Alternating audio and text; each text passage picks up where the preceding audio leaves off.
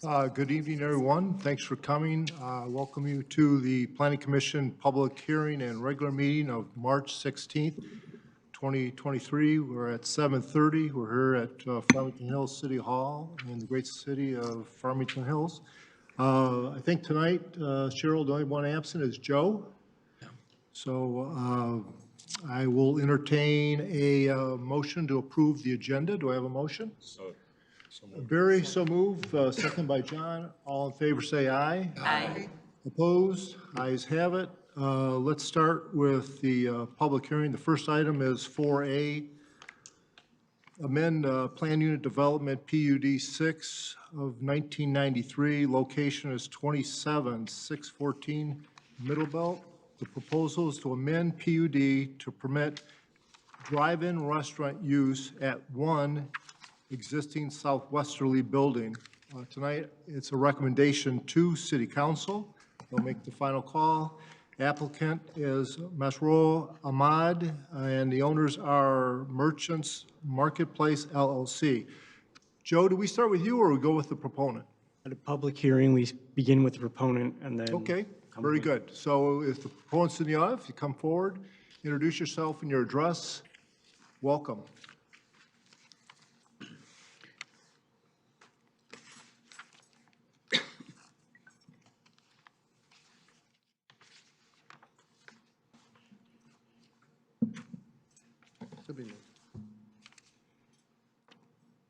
Oh, okay. You're gonna put the slideshow. Okay. Hi, guys. Good evening, everyone. This is Masroor Ahmad. I'm the applicant for the HUD modification at 27604 Middle Belt Road. If you go to the next slide, please. And if you could, speak right into the microphone. Yeah. Thank you. Again, good evening, everyone. This is Masroor Ahmad. I am the applicant at the for the PUD modification at 27604 at Middle Belt Road. So if you can go to the next slide?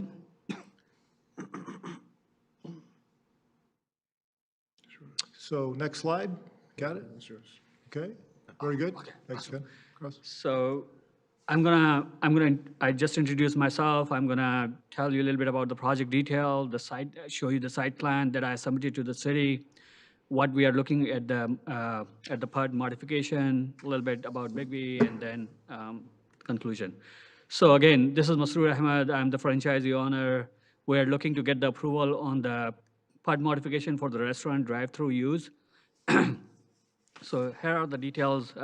This is the PUD that was developed in 1993. So the site has three parts in it. So one is residential, one has B2, and the other part in the back of the shopping plaza is RA2. So I'm only looking for modification in the B2 part that is already approved for the bank drive-through. So it is allowed to have the bank's drive-through there. So I'm looking for the restaurant drive-through use only. So that's the large image of the site. So this is the southwest part, and where the arrow is pointing, this is where the drive-through gonna be on that side of the building. So here are the site plans that I have submitted to the city. I have shown like how the drive-through gonna be and where the traffic gonna be coming. So there are multiple access to come to the shopping plaza. So we're gonna be using all three to come to the drive-through. So as you can see here, so they can enter from 12 Mile. There's one entrance on 12 Mile and there are two on Middle Belt. So, and we are on the corner on the right-hand side. This is the enlarged view of the B2 side that we are putting the drive-through. So we are just looking modification to have that drive-through approved. So yeah. And then again, my request is to approve the drive-through use for the B2 site for restaurant use. It is again already approved for the bank drive-throughs. And this is a little bit about Bigby. We are Michigan-based franchise.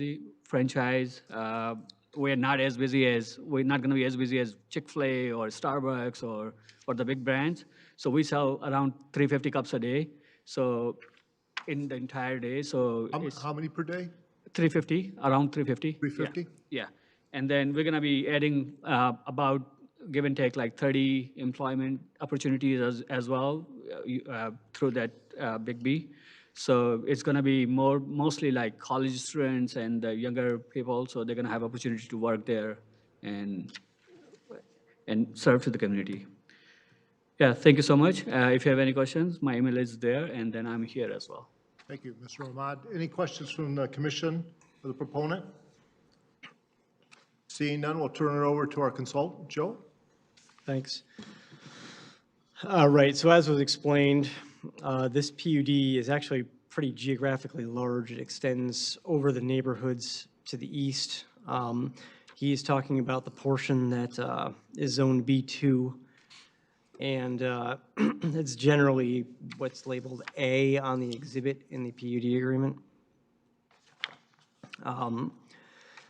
The building he's talking about is the southernmost of the two outlot buildings that are up by Middle Belt Road. He is correct that bank drive-throughs are permitted in the PUD already. It's restaurant drive-throughs that are not. So the overall area we're looking at is about 7.5 acres. And those single-family neighborhoods that were part of that same PUD are to the south and the east. As you can see on the aerial, there's a detention pond and some other stuff before you get to the nearest residential area, but that's what's around it on that side of Middle Belt and 12 Mile. And then there's generally other commercial development around it from there.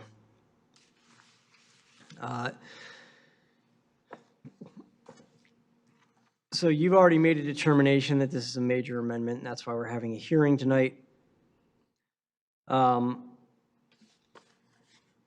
They will come back for site plan approval because they've only submitted a concept plan at this point. So we don't have a ton of details on that. However, one thing that they did provide that we would have asked for if they hadn't is a parking calculation for the site.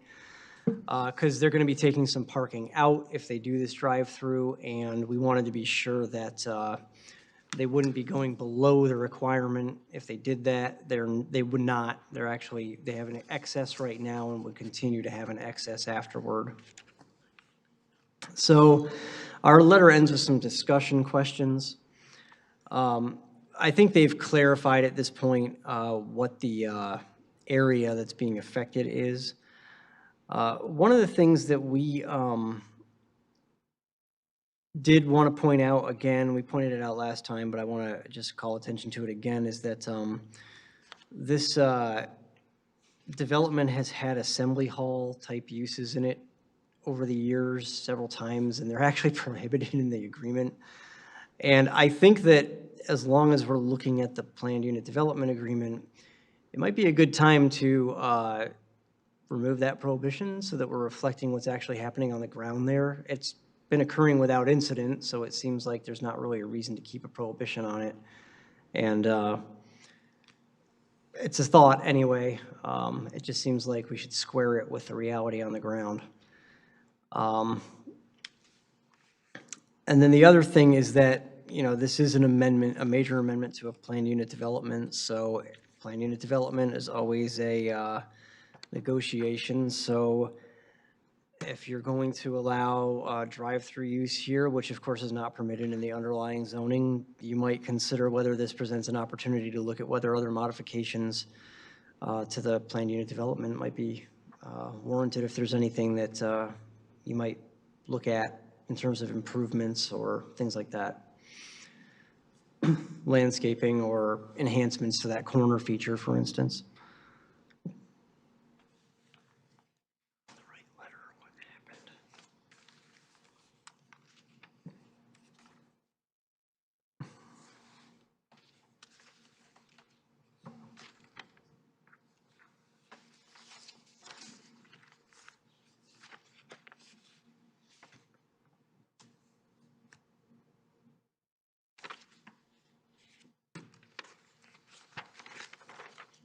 Mr. Tangari, you good, or Yeah, I'm good. Yep, that's it. If you have any questions, I'm happy to answer them. any questions from Mr. Tangari? Barry? Yes. Joe, this is more than 30 feet away from residential, correct? That's correct, yeah. So that doesn't, we don't have a problem with the drive-through. Not in terms of its setback, no. Right. So it's within the setback, and there has been, I remember there was a dental office there. No, there was a vision, optical center there. Yeah, it was like an eye doctor or optometrist Oh, an eye doctor. thing, yeah. There is still a dental office there on the other side of the All building. right. Yeah. But that's what you're turning in, that's what you want to turn into the Bigby, right? No, the dental office is still gonna be there. I'm just taking the eye doctor side of the building and No, then, that's what I meant. The Yeah. The eye doctor, this is going to go where the eye doctor's office was. yes. Was that a bank earlier? No, but it is, On the other side, isn't it? I don't know, for some reason it is allowed for the banks, but it was, I don't know if it was ever a bank. I lived there on 12 and Middle Belt for years. I never seen a bank. When I used to live there, there was SVS there, so that's what. Because you mentioned it's no different than a bank thing, and I thought, did they have a bank? I didn't remember a bank being there, but it's going where the eye doctor. Yes. The eye doctor, it's Correct. the outbuilding on the south side. Correct. And the only concern that I really had was that it didn't violate other zoning ordinances, because it's far enough away from residential that we've had this in other places where people try to turn them in, a bank into a restaurant, but it was too close to residential to make that work. Right. Yeah. Joe, this is there one anything else on here? Well, you mentioned is that other place still there? The place that has meetings? According to Google Maps, it is, but I haven't been there to check. But I think one thing you might be thinking of with the drive-throughs is that in the B3 district, they're not permitted to be on a property that's adjacent to residential. That's the other separation standard that we have in the B3 district. We've run into that a few times over the years. Isn't that kind of way the world is turning these days? Drive-throughs have become a much more Yeah. in-demand use. Yeah, and I would like to add, I know it is next to the residential, but the residential is way farther down. There's a pond in between, and then. No, we are on the- I'm aware of Yeah, that, but the yeah. thing is that under our ordinances, you can't have drive-through within 30 feet of residential. Yeah, So there's no, I understand that you have the pond over there, the detention pond is over there, and and it's far enough away from the edge of the parking lot that you're not going to be within 30 feet of the yeah, residential. correct. That's why I was asking the question. No, I'm glad, I mean, But other than that, Joe, I know there were two versions of your report, and this one was the newer one. Everything else has been taken care of. Yeah, there's nothing else that, they Except for- submitted the right amount of information, let's put it that way. Except for the one thing about something else in the shopping center Right. that you mentioned. Okay, thank you. Okay, Danielle? Joe, I was wondering if you could clarify what you meant about, as we consider changing this PUD, some of the other things that we may want to consider, and clarify for me, is that something we can consider here tonight to expand the scope of the change to the PUD? That is something that can always be considered when you have a PUD that's undergoing a major amendment. And you can always look at whether the amendment is major enough that it merits consideration of some sort of additional improvements to the site. Okay, thank you.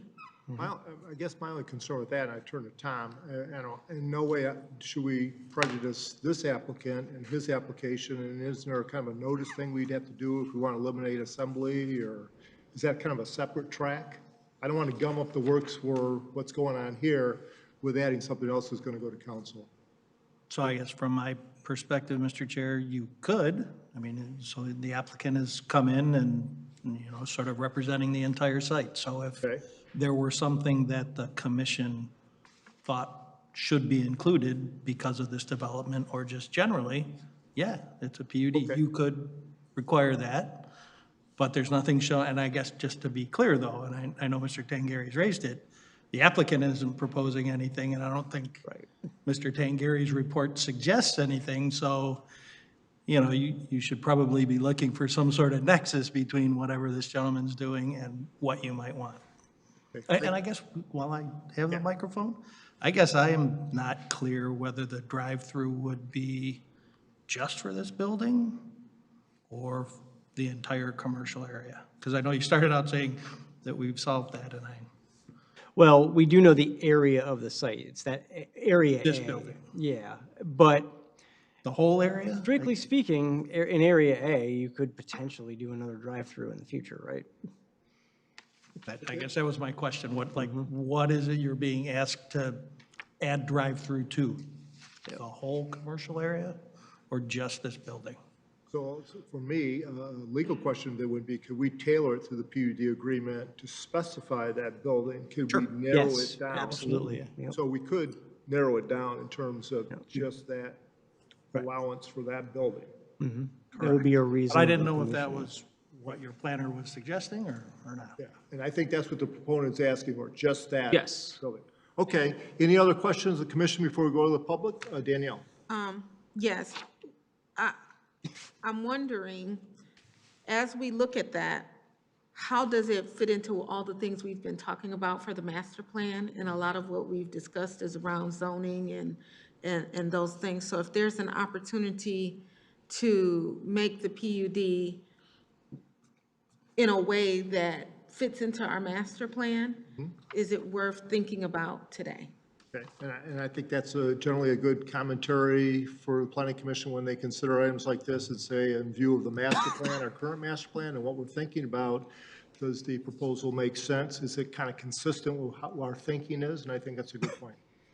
Okay, any other comments from the commission before we go to the public? Okay, I'll open the public hearing. Anybody interested in speaking on this topic, please come forward. Come up to the podium, introduce yourself, your address. Welcome.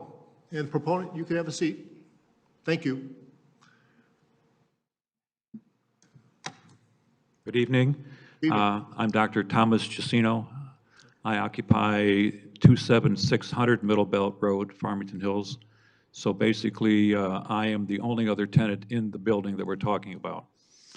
I have been there for 16 years, so I think I have a better opportunity to say how that parking lot works than anybody else that's in this room tonight. The parking lot, as it currently exists, is extremely busy on certain days.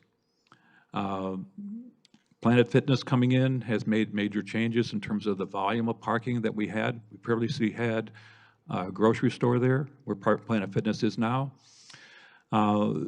We also have the Kumon Learning Center behind 27600 Middle Belt. Extremely busy parking certain nights of the week and certain afternoons of the week, because that's when the kids are there for their learning, their tutoring, okay?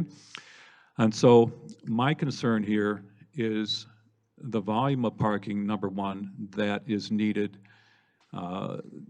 People that go to Kumon are not going to be able to park where they park now, if I saw those pictures correctly.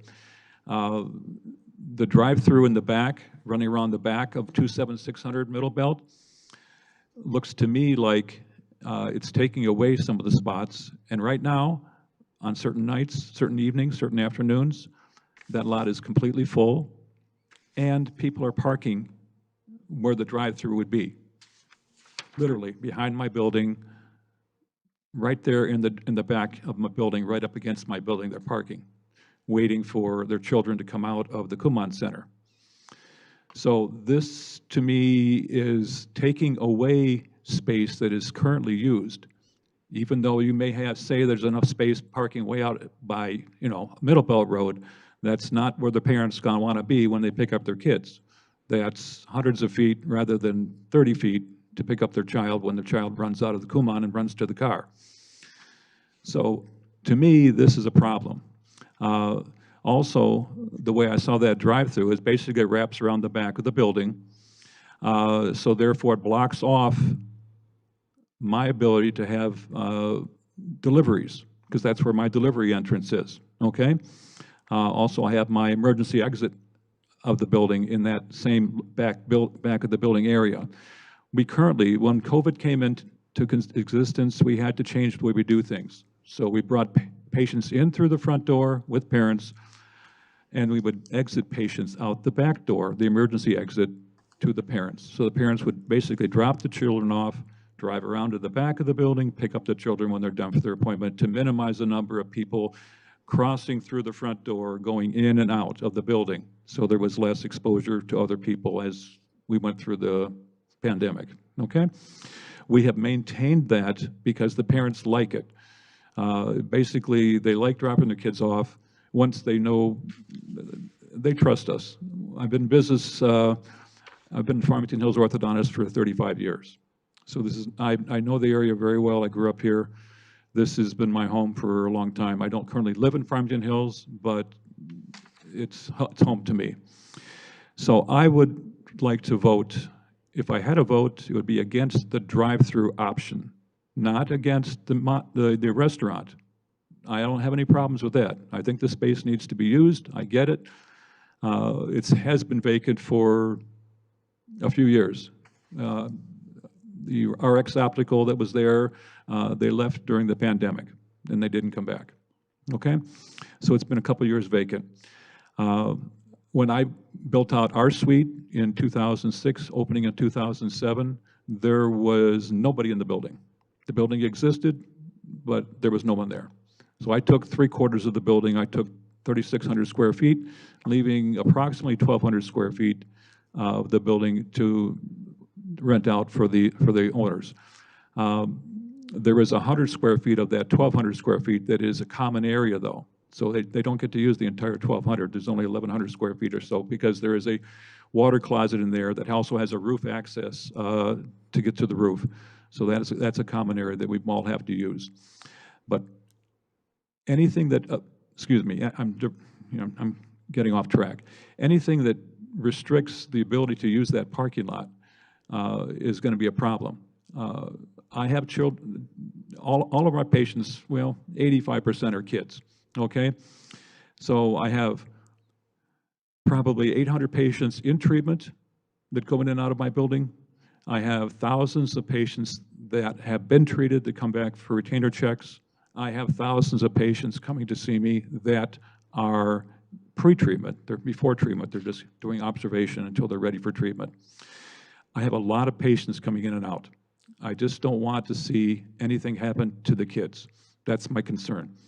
If the parents have to park elsewhere to pick up their kids, it's going to be a problem. I know kids, they run in and out of the building, they run to they see the car, they run to it, they don't look right or left, they just run. And that's a problem. And so these are not like, late teens that are driving. These are people that are young children, and they're just anxious to go back to get to mom and dad. So my concern is the kids. I just don't want to see anything happen to them, and that's my concern with putting a drive-through that wraps around the back of the building. There already is way more traffic than there should be. In the front of the building, there isn't that much traffic. There is some. People fly through there pretty quickly because that's kind of open. But my concern is the back of the building, especially where the drive-through is going to wrap around. That's my concern. So I would ask that the council would deny the drive-through, but certainly okay the building in terms of a restaurant. That's not a problem.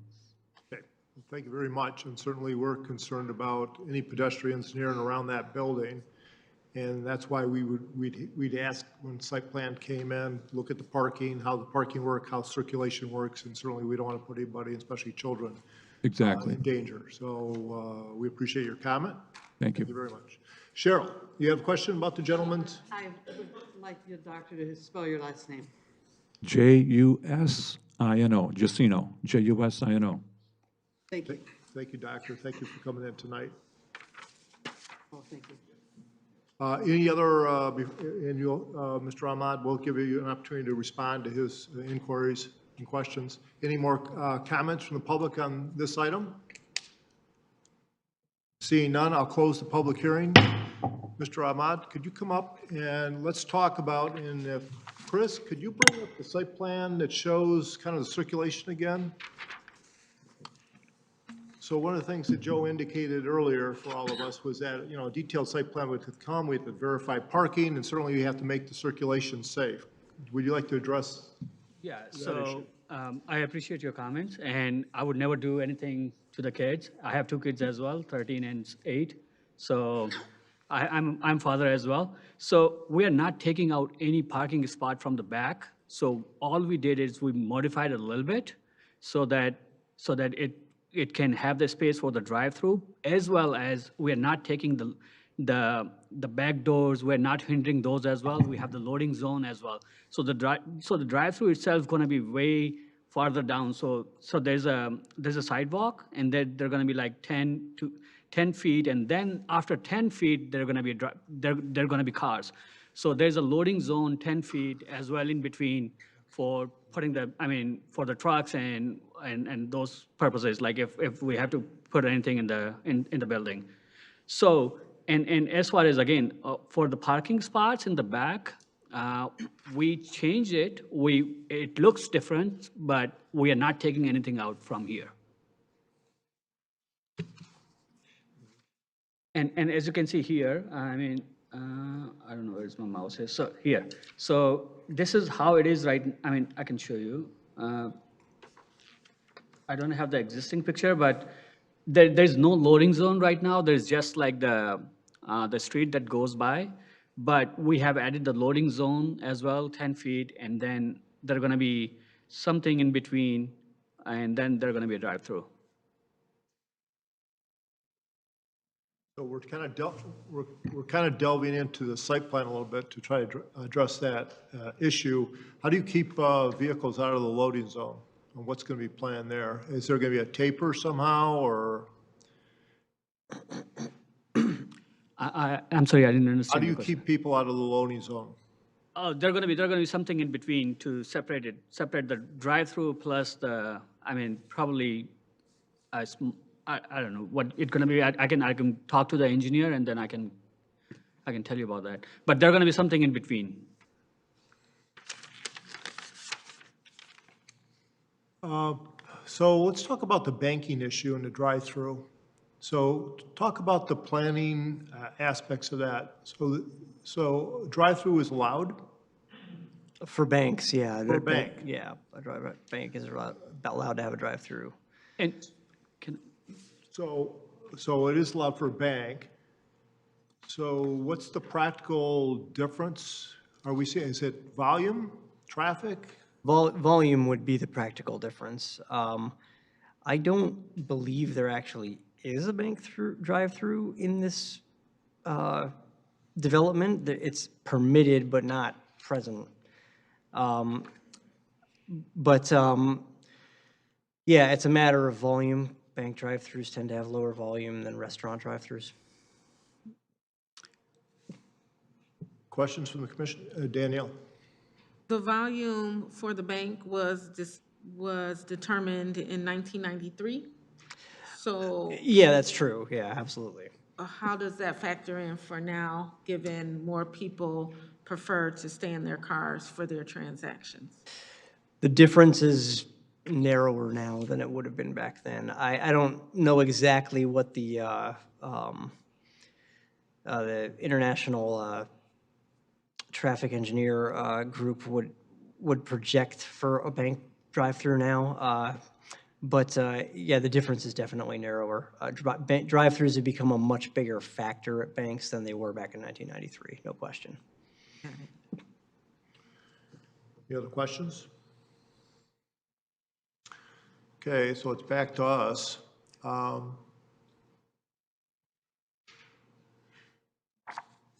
Certainly, some questions have been raised that require analysis of a site plan. And I guess I'm not in a position at this point to discard the request because I don't have enough information. If there are flows of traffic, either pedestrian or vehicle, that would either demonstrate itself in some sort of circulation plan or whatever, and that information would be required for us to make a determination. And as the attorney, Tom, has indicated, tonight, we're looking at whether or not the drive-through would be allowed for this particular building. It could be cited as such. A subsequent site plan would have to be approved. That met all of our standards as well, not to create jeopardy for patients or pedestrians or vehicle traffic in that area. So that's kind of an overview of where I see it at this point. So at this point, the commission has a motion for consideration on this PUD amendment. Barry. I move to recommend the city council that the application to amend PUD 6, 1993 dated January 17th, 2023 submitted by Ahmed be approved because the proposed amendment is consistent with the goals, objectives, and policies of the master plan, applicable provisions of the plan unit development option in section 34-3.20, the zoning ordinance subject to modifications of zoning ordinance requirements as indicated on the proposed plan and the following conditions: that this be allowed only in the southerly out building, and that as a part of the final plan, that there be a crosswalk designated for the back of the building for patients, just a crosswalk in the back of the building for pedestrians, marked crosswalk. So is there, before we discuss it, is there a second? I'll second. Steve, second. Discussion now on the motion. Tom? Just want to check if the maker of the motion wanted to clarify or add the concept of adding clarifying language as to places of assembly so that the PUD agreement is consistent with the current uses there? Yes, that's fine. You go with that? Steve, I you agree go with with that. On the assembly use? Do we have, oh, you want the assembly portion? The assembly portion being, the Okay, well, amendment being well- to make it consistent with the uses that are there. Okay, I actually wrote this down as notes, is allow assembly hall usage within the PUD, modifying the PUD to allow for assembly hall usage consistent with what is already on the premises. Thank you. I guess real quickly, what else could go in there under that definition of assembly hall? I know it's there now, but what other type of places might qualify for that? I'm a little leery to add a new use. That was, It's not being through proposed. the chair, that was the intention of the limiting phrase consistent with what's there now. What's So, there now? not a large assembly hall, but, Okay. Then I'm good. so we would have to wordsmith that in the document Okay. when it gets So to you're council. good with Yeah, that? because there's some big building or big Sure. areas that could be a lot different than what's there now. Sure. Yeah. Okay, Steve, you're good with that? So Barry, my only comment to your motion would be some sort of more general language about, you kind of designed a crosswalk. I think we're going to see something when we see a site plan, some sort of language that talks about ensuring pedestrian safety, if the drive-through is allowed, and that we review those features once a site plan is submitted. Somehow put it on the record that we're concerned about parking and circulation and potential conflicts with pedestrian vehicles on the building, as opposed to designing a crosswalk at this point. Okay, that's So are fine. you okay with that? Yeah, I just wanted to make sure that that was part of the Yeah, plan. no, that's good. You okay? You're with Trying to that? make, we're I'm trying good to with the make second. the landlord and the tenant happy. Right. And So, make sure the place is safe for children that are leaving the tenants. So just, so I can be clear, so when it comes, you want the language of the agreement to say when it comes back to the planning commission for site plan approval, you get to determine whether the layout is safe for pedestrians. correct. Okay. It's been brought to our attention, we're aware of it, we're noting it in our motion, and we're expecting to resolve it when it comes back with site plans. Does that make sense? Everybody? And Cheryl, do you have it? Does it make sense to you? It makes sense to me. I think I would word it as a condition that these are the expectations of the site plan when it returns to the commission, and then I'll list what you've said. Barry, Steve, you okay with that? That's fine. Okay. Any more comments on the motion? I guess just clarification, we'll probably put that in the I'm taking that as indication to put that in the language of the agreement, when Of the it's reviewed by PUD council. agreement? Of the PUD agreement, yes. Okay, yeah. I The think motion can state that. stronger that way. Yep. Okay, I like it. Any other comments? We good? All in favor of the motion, say aye. Aye. Those opposed, say nay. Ayes have it. Mr. Ahmad, you're going to go on. Thank you so much. You're very welcome. Move on to City Council, and Doctor, feel free to follow the process through the planning office. The next step is back to City Council on that use, and then we'll see a site plan, and certainly those issues that you brought to our attention tonight, we're going to be very attuned to those to make sure we don't have a problem, we don't cause a problem for you, and we can try to make this happen. Thank you. Can I add something? Just real quick. One quick comment. Yes, so we are usually busy like from 6 to 8:30 usually, so I hope your office not gonna be open by that time. So, and after that, it is really slowed down, so our busy hours are like before 9 o'clock, so. And that's good, and if you get a chance, talk to your tenant and discuss and have those kind of conversations, so hopefully when we look at a plan, everybody will be on the same page. Okay, thank you so much. I Okay, appreciate it. Thank you. Next item is zoning text amendment 1 of 2023, zoning ordinance chapter 34. The proposed amendment is to amend the principal permitted use within an RA2 one-family residential district to permit economic development activities at municipal facilities. This is also a recommendation to City Council. Is this staff going to comment on this amendment to start? Pretty much no comment. Basically, the Hawk is zoned RA2, so municipal facilities are zoned, which are zoned in RA2, therefore become permitted of a couple of municipal properties, in addition to the Hawk, including City Hall and the golf club. So anything in RA1, RA2 can have educational facilities. Okay, and we talked about this at our last meeting when we set it for hearing. Does the commission have any questions or comments for staff relative to the amendment before we open the public hearing? Okay, seeing none, we'll open the public hearing. The public hearing is opened on zoning text amendment 1 of 2023. Anybody interested in speaking on this item, please come Mr. Chair. forward. Mr. Chair, we also have City Manager Joe Valentine here. Yeah, I did. I was expecting maybe they would come forward. Thank you very much. If you have any comments on this, please come forward, state your name and your address. Thank you. Thank you. I am T.R. Carr, Chairman of the Economic Development Corporation for the City of Farmington Hills. Joe Valentine, Assistant City Manager for the City of Farmington Hills. Welcome, gentlemen. This has been a project that's been under development by the Economic Development Corporation for several years. It was in its infancy when I first came on the board a couple of years ago, and now we're moving forward on it. A little bit of background, we have received a grant from the state of Michigan, $750,000 for some of the renovation on the third floor of the Hawk. At the same time, we have not actively pursued tenants for the third floor. There's a lot of work to be done, but at the same time, we have shown visits to various clientele, business interests that are looking at locating in Farmington Hills.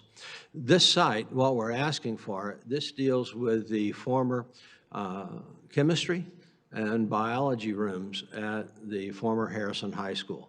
So this is a life sciences wet lab kind of an endeavor. The types of activities that will be undertaken there will be very analogous to the types of activities that would occur in high school, in a high school chemistry, high school biology class. The project itself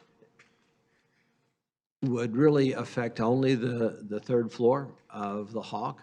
Our goal for the Innovation Center, a little bit of background again, is that our goal is we can bring companies in. These are companies that we don't know if they will succeed or if they will fail. They're not a candidate to rent and lease long-term spaces within the city of Farmington Hills.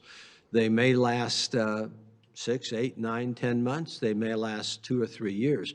If they last a longer period of time, the goal is to see them relocate within the city of Farmington Hills. And in fact, data indicates that most of these innovation companies will relocate within 5 miles of the incubator. So the goal is to promote jobs, to promote innovation, and to expand the ultimate tax base within the city of Farmington Hills. I'll answer any questions you might have, and Mr. Valentine might have other things to add. Okay, John? Memory serves me, previous capital improvements plan, that the police and the fire department wanted access on the 3rd floor to do training, set up training rooms. Is this still in the plan, or is this wipe out? They're still there. Yeah, I can answer that. Good evening, Joe Valentine, Assistant City Manager.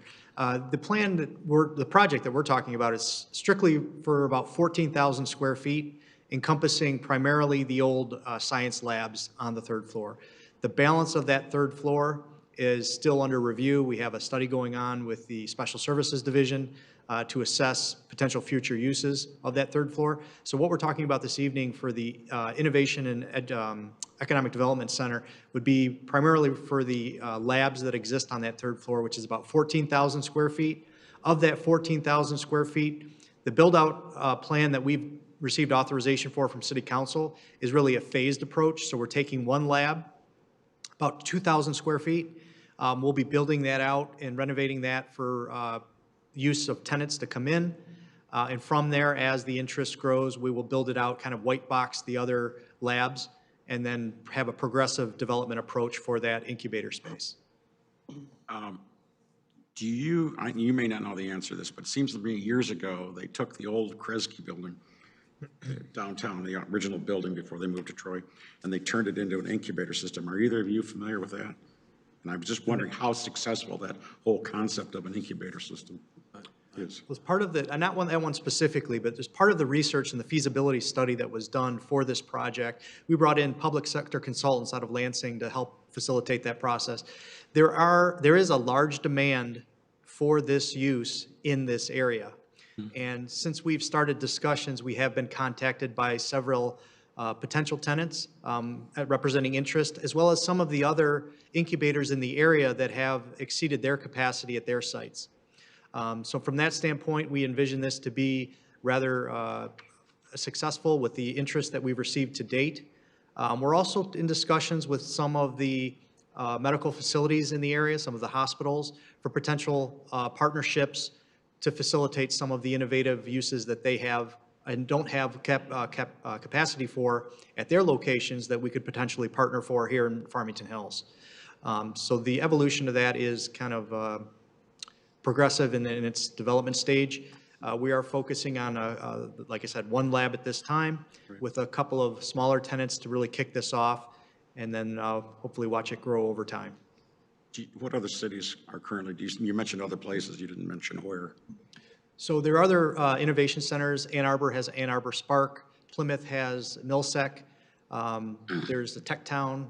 There's several others in the area that we've actually, the EDC has done site visits to, have spoken with the individuals at those facilities to get a handle on what that could look like here, what the startup looks like, the day-to-day operations. So there's really been a lot of research getting us to this point to make sure that this initiative would be viable. And I'm sorry, getting back to your initial question about the space, as I said, there's about 14,000 that we would be looking at for this initiative. There's about 100,000 square feet of space on that 3rd floor in its entirety. And there is contemplation that potentially there could be fire and police uses for training on that 3rd floor as well. I can't remember exactly. Is there a lot of parking up on that level, or is it all around the other side of the building?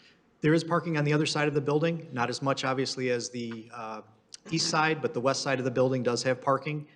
And that would be limited to that 3rd floor entrance, which right now is limited to, I think, SOAR as a tenant in there. And we have a temporary arrangement with the Farmington Public Schools as they're renovating some space in one of their facilities. So we've leased them some space up there temporarily as well. Joe, thank you. Mr. You're welcome. Thank you. Tenji. You mentioned about the square footage, the 14,000 square footage, but how many rooms will be there for the occupants? The labs that would exist in that space. We have 8 labs. 8. Yes, 8. Is the square footage the same for each, or would it be a difference between? No, them? there's slightly difference. I want to say they're probably about 1,500 square feet each. Some rooms are a little bit larger than others, but on average, about 1,500 total. And then in the middle, between those labs, there's a small alley of kind of office use that would be a shared use. Yes. Okay. And you mentioned maybe they will be successful, maybe not. You don't know, not sure. Is there a term, like a lease term, a minimum lease term that you have for the tenants? For the incubators, we're going into it with, I think the expectation is a lease in the Innovation Center would be probably between 12 to 18 months. And the idea is within that time, they would develop their concept and grow and move out. So the intention is not to have this as permanent uses within that space, but just to incubate them, let them grow, and then watch them move out into the community and have a more permanent A location. maximum time? Is it? I think it depends on the use. We're going to be obviously having personal discussions with individuals as they come in. Some may be less because some of them are grant funded and they may only be interested for the term of their grant for some of these projects. So it could be anywhere from 6 to 18 months, potentially 24, depending on what the type of use is. But the intention would be a short. Dale? Thank you. Thank you. When we had our capital improvement pre-review, Ellen Schneckel brought in her budget, and one of the things she highlighted is that the Hawk itself is about $5 million in deficit. So given that you have a $750,000 grant, which is awesome, what do you anticipate the negative impact being as you slow ramp this up, and whether or not is successful as you're trying to figure this out to the overall Hawks budget and running? Well, based on the pro forma we had done with public sector consultants, there would be some initial build-out cost. Those have now been excluded because of the grant with the state. So the $750,000 really expedites our ability to get into the black quickly. The question is how fast we would advance the development of the 14,000 square feet. So we know we have some initial tenants that we've been in discussions with. The real question is the corporate partners. If we're able to develop those partnerships with some of the area hospitals or some of the area universities to really foster a stronger base for this initiative, then I think the opportunity for that revenue generation grows. But right now, the authorization we received from City Council for the EDC had really been a progressive approach. So build it out, fill it, move on to the next one, build it out, fill it. So that's the authorization we received. But if we do get a large partner to work with us, then we would envision advancing that entire build out for that space and advancing the revenue generation that would come with it. Okay. John? Thank you. Mr. Valentine, this building is like, what, 60 years old? The lab, I assume, is 60 years old. Can you meet the current standards for emissions and whatever hoods and vents and all that kind of stuff now, or is that part of the 750? Yes, so actually a lot of the equipment in there is functional. We did go through and have our assessments done of all the mechanical systems. There's an issue with the gas line that we have to get remedied, but other than that, the mechanical systems, the electrical systems, the plumbing systems, and the HVAC systems all seem to be working correctly. So from the use being relatively compatible with a high school science lab, we're in good shape to pick that up and get that going. Okay, thank you. Other questions?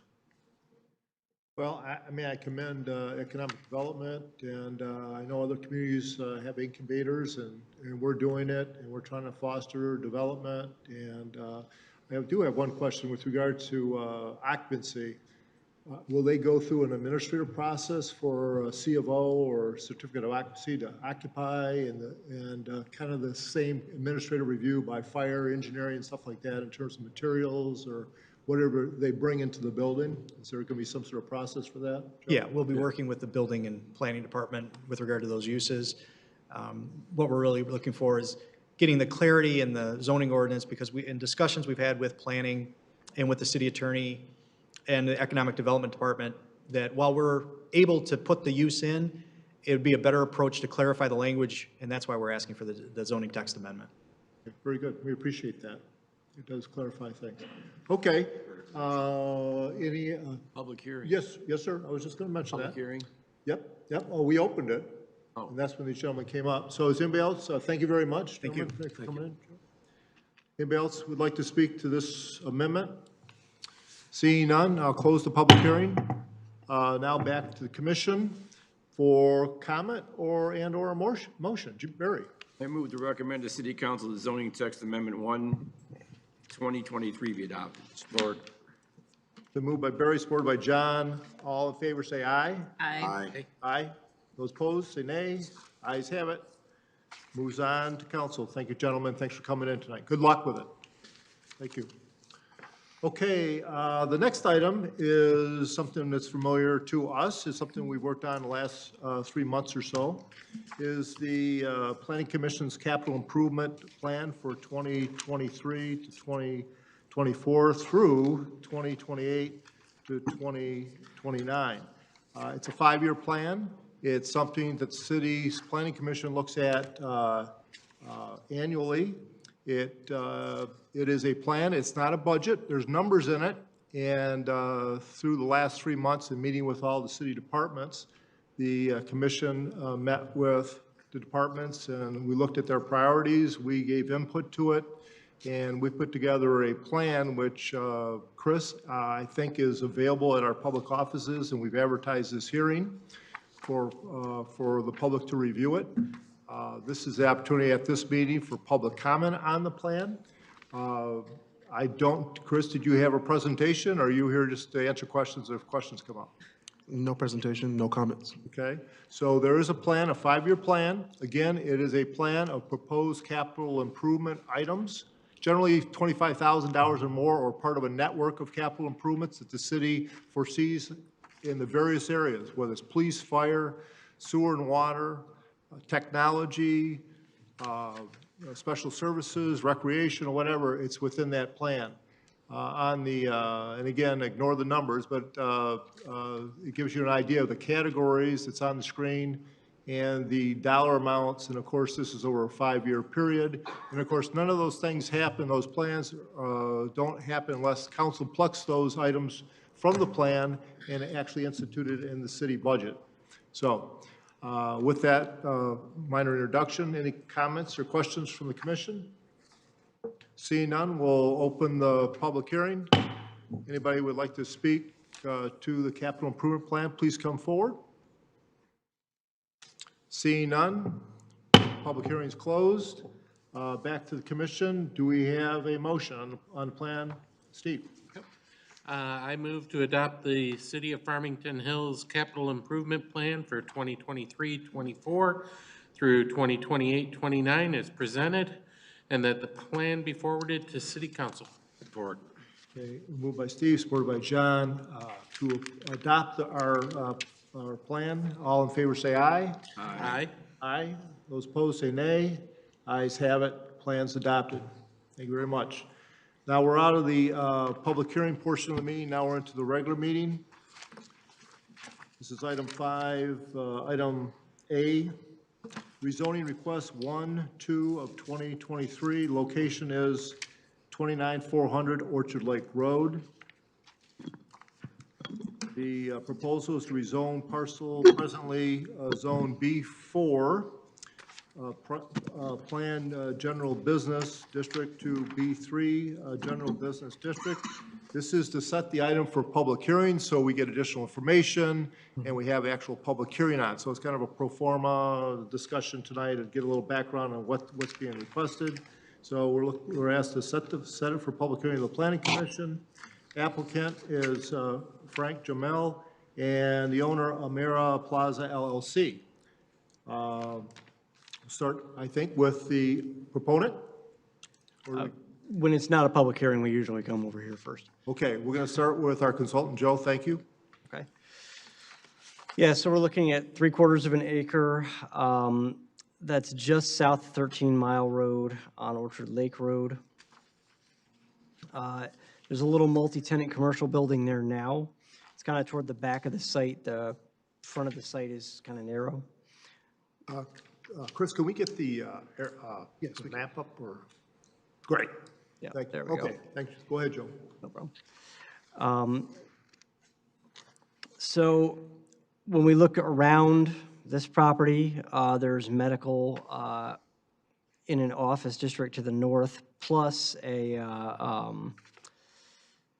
gas station to the northwest, and that's zone B3. Then we have RA2 zoning to the east, and that's single family. To the south, there's a strip mall, that's zone B4, just like this parcel. And then west across Orchard Lake Road, we got B2 and B3, and that's all commercial over there.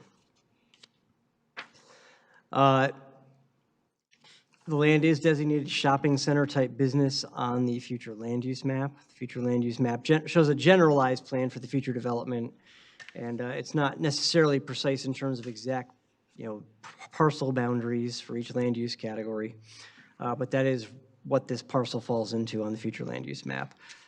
And we'll get into that a little bit more. So when we look at the proposed zoning versus the current zoning, right now it's B4. One of the biggest differences between the two districts is the B4 district has a 120-foot front setback, and the B3 district has a 25-foot front setback. So that's a pretty big difference there. Otherwise, the districts are pretty much the same in terms of the amount of setback that they need. The B4 district requires less front yard open space than the B3 district as well. So the front yard open space and the south side setback appear to be currently non-conforming. Setback nonconformity is not going to be changed by the rezoning. The nonconforming front yard open spaces will be changed. The B3 district has a much smaller front setback, but also requires more open space. New development's not proposed at present. There's no concept plan provided, so we can't really see what they've got in mind there. But those are the nonconformities that are coming into play here. And we have our items to consider for zoning map amendment. So one is the proposed zoning consistent with the master plan? So like I said, the master plan designates this site and its neighbors to the south as shopping center type business, and then non-center type business and small offices to the north. Current zoning is consistent with the master plan, but in general, it's a commercial designation. What other impact would the requested zoning have on public services, utilities, and natural features? The site would transition from one commercial designation to another. The effects on services and roads is probably going to be fairly minimal. The one thing that maybe could make a difference with that is some sort of heavy drive-through use. Has the applicant provided evidence that the property cannot be developed or used as zoned? It is developed as zoned right now, apart from that non-compliant south setback in the front yard open space. Is the proposed zoning district and potential land uses compatible with surrounding uses? So it's a commercial property right now. And it's mostly surrounded by commercial properties. There is some residential directly to the east. Is the proposed zoning district and potential land uses, will the proposed zoning place a burden on nearby thoroughfares? If so, how would this burden compare with the existing zoning district? Again, very unlikely to be any kind of change with this requested rezoning. Is there other land currently available for this use? There is land zone B3, some of which is vacant. A lot of that's down in the Grand River and Northwestern Highway corridors, though not so much of this particular area. Will development of the site under proposed zoning be able to meet zoning district requirements? So yes, it does appear that the site could be developed in accordance with the standards of the B3 district. Of course, there is that an existing nonconformity in the setback right now, so it's a matter of whether they reuse the existing building or do a tear down and do something else. But you could meet the standards based on the size of the lot. Is rezoning the best way to address the request, or could the existing zoning district be amended to add the proposed uses as a permitted or special land use? The applicant wasn't specific about the type of retail use is being contemplated here. We did get some kind of late-breaking information that They really are looking at something specific to the B3 district, but we'll let them address that tonight, because that's, I think, one of the areas of information that we need some clarification on. Has there been a change in circumstances and conditions since adoption of the master plan that would support the proposed change? This area hasn't really changed a whole lot. And then would granting the request result in the creation of an unplanned spot zone? So we look at consistency with the master plan, which we've already talked about. You know, the shopping center type business generally looks at strip malls and standalone retail or restaurants. And then the non-center type business generally looks at more like standalone uses. Is the proposed district a logical extension of an existing zoning district in the area? There is other B3 directly abutting this parcel, so you could potentially consider that to be an extension of the B3 district. And then would approving the request grant a special benefit to a property owner or developer? Little about the physical development of this property would change just by a rezoning. One thing that we did do is we provided the list of permitted uses in the B3 district and the B4 district for your reference so that you can compare the two. So you've got the whole list right there at the end of the letter. The list of uses in B3 is it's more extensive than the B3 list. So with that, if you have any questions for me, I'm happy to address them. Otherwise, we can talk to the applicant. Thank you, Mr. Tangari. Questions for Joe? Barry? The only thing that I would be concerned about, and I assume this building predates zoning? Joe?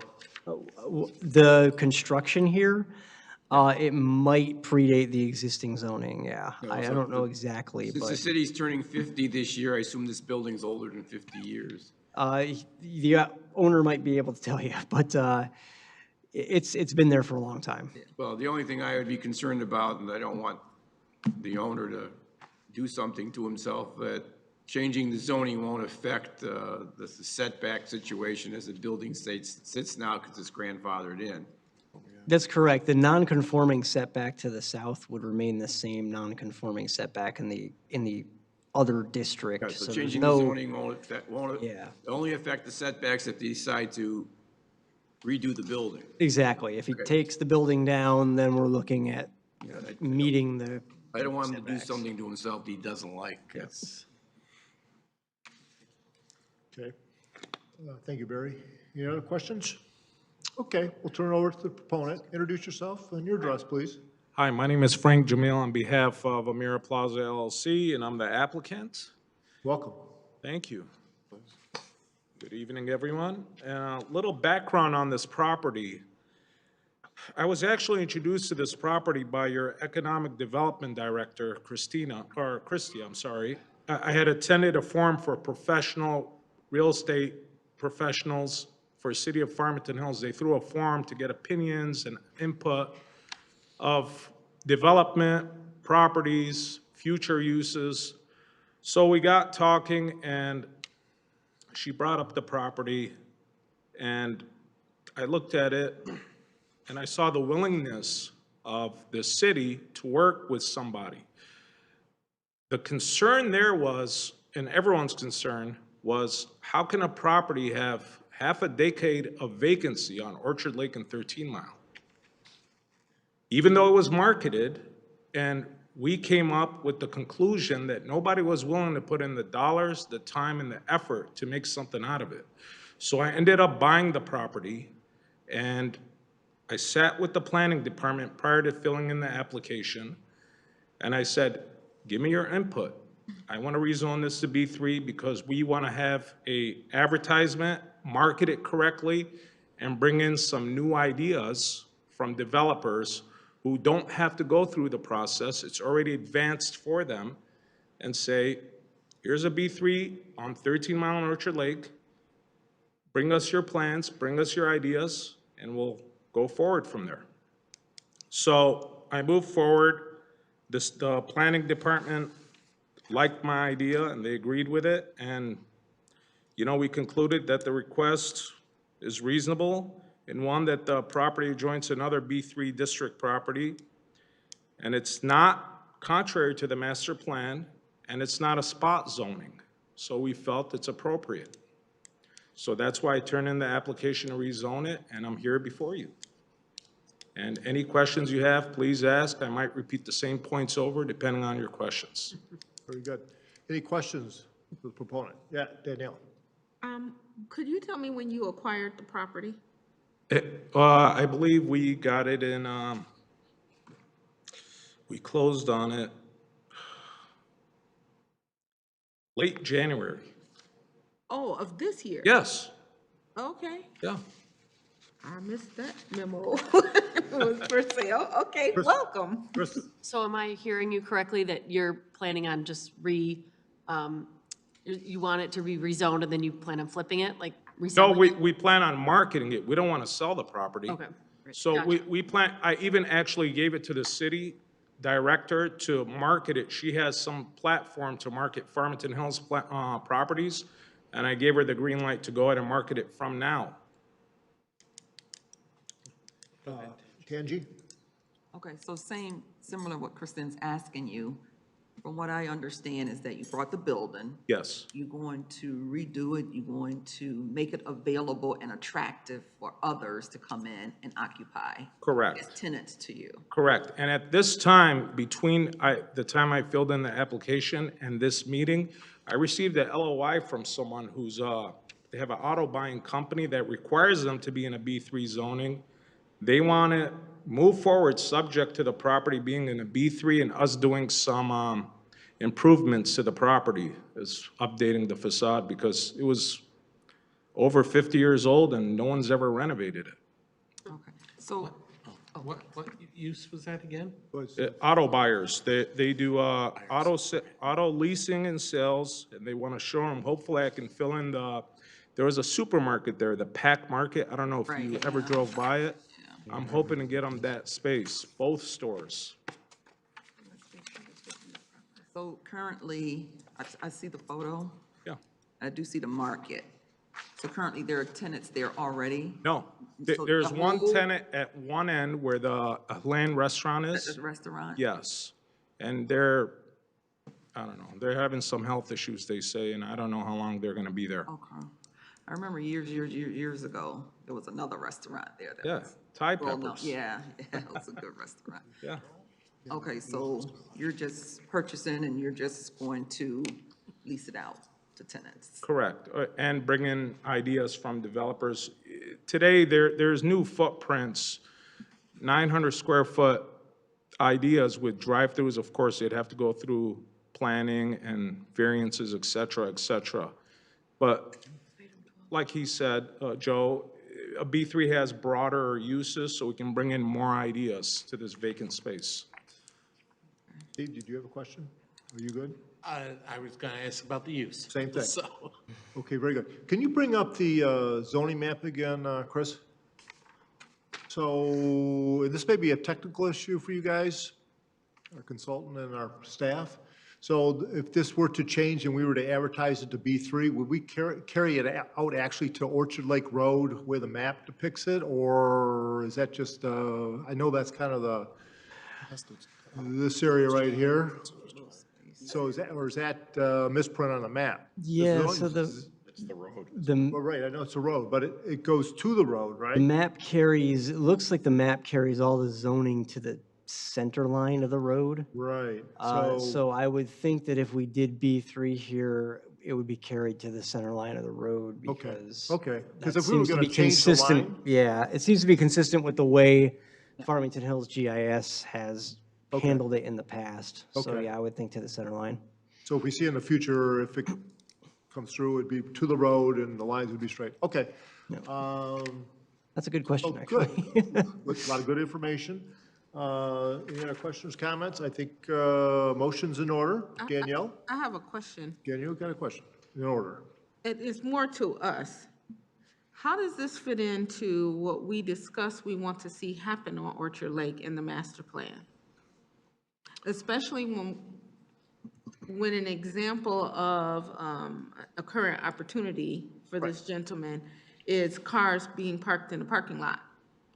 How does that jive with the walkability, the interest of having restaurants and things that draw people to that area?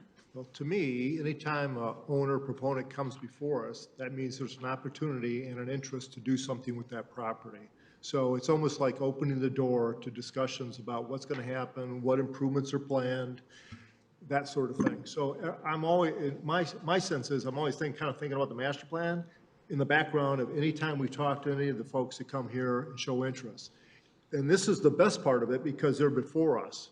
It's a lot of times it's the owners out there you don't see and the property it stays and it doesn't change and we don't get a chance to have a discussion about it. So I think, again, another good comment is that every time they have a discussion, we'll have a discussion through a public hearing about the change in the zoning and also what's the improvements that are planned and how they work in the district. So in my mind, that is an opportunity for us to give input. And certainly, we've talked about Orchard Lake Road. We want to make it walkable. Is there a need for a sidewalk? Is there landscaping could be done? Is there things to be done? And certainly, we're limited with what we can do on rezonings because it's not a PUD or a contract. But anytime we have an opportunity to meet with an owner to talk about their property, I think in the back of our minds, we should all be thinking kind of about our master plan and how it fits into the bigger scheme. So I think we're in a good place, and we're glad that we have a new property owner here. It's an opportunity for us, the city. Okay? Angie, motion? Yes. Okay, go ahead. I move that rezoner request 1-2-2023 petition by Frank Jamel to rezone the property located at 29400 Orchard Lake Road from B4 Planned General Business District to B3 General Business District be set for public hearing at the next available meeting. Support. Okay, Angie made the motion, John supported to set the public hearing before the Planning Commission. All in favor say aye. Aye. Aye. Opposed say nay. Ayes have it. Set for public hearing. Thank you very much for coming in. Good luck. We'll see you again. Okay, next item. This is item B of regular business. Amend Plan Unit Development PUD 2 of 2021, including revised site plan. We'll have a site plan with this one, 59/5/2022. The location is 27,400 12 Mile Road. Proposal is construction of assisted living facility and detached single-family condominiums in an RA 1B, one-family residential district. This is also to set for public hearing, so we'll get some initial information. The meat of it will be during the public hearing. Opulus Group is the applicant. Optalis. Oh, I'm sorry. Optalis is the group, is the applicant. Evangelical Homes of Michigan is the owner. Joe? All right, thank you. So you might want to blow on this one because it's still kind of hot. It was just approved by council not that long ago, but we're in for an amendment to the approved planned unit development. This is the corner of Inkster and 12 Mile, the old Sarah Fisher site. As ever, its underlying zoning is RA 1B, one family residential, which is has a 26,000 square foot minimum lot size.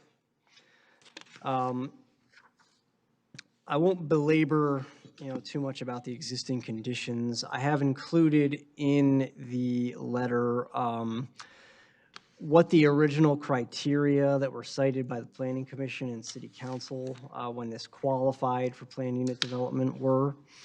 And also just noted that this amendment does primarily affect the residential portion of the approved plan. It removes all the attached units that were in there and turns them all into detached units, and there's fewer units, and we'll go through all that in some detail here. But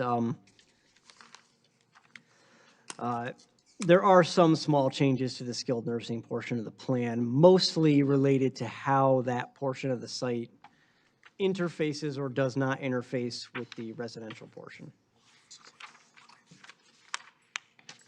So when we look at the site plan, still calling for 2 primary use areas on the site, the 100-bed skilled nursing facility, and then the approved version of the plan had 94 residential units, 64 of which were 2-bedroom attached townhomes spread over 12 buildings with 3 to 7 units each.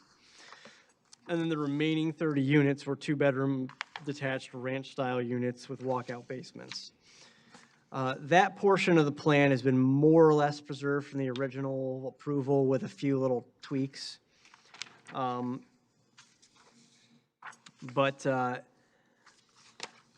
they've obviously changed the number of units. So we still have the same use areas. That hasn't changed at all. Nothing about the historic designation of the site and what that means for this plan has changed at all. They still do have to be going through the Historic District Commission and abiding by their authorizations and the conditions attached thereto. I have included in the letter review of what the master plan had to say about this site back in 2009. And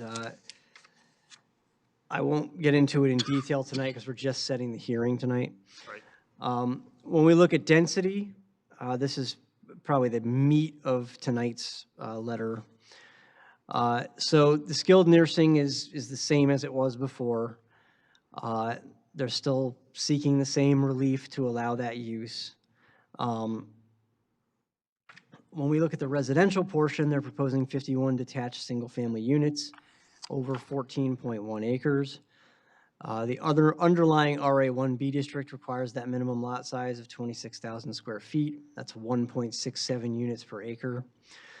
The proposed density here is 3.6 units per acre. If you were to use the entire acreage of this site as your benchmark, then they'd be pretty much right at the RA1B density with this number of units. However, of course, they're not using the whole site for it. There's this skilled nursing facility and a whole bunch of preserved open space. But if you were to use the whole site, this is about the number of units you'd get in theory, if it was a flat, all things being equal parcel.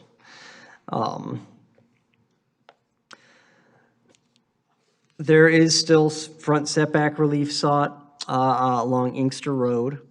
So that's an exception that we would grant from the zoning ordinance standards.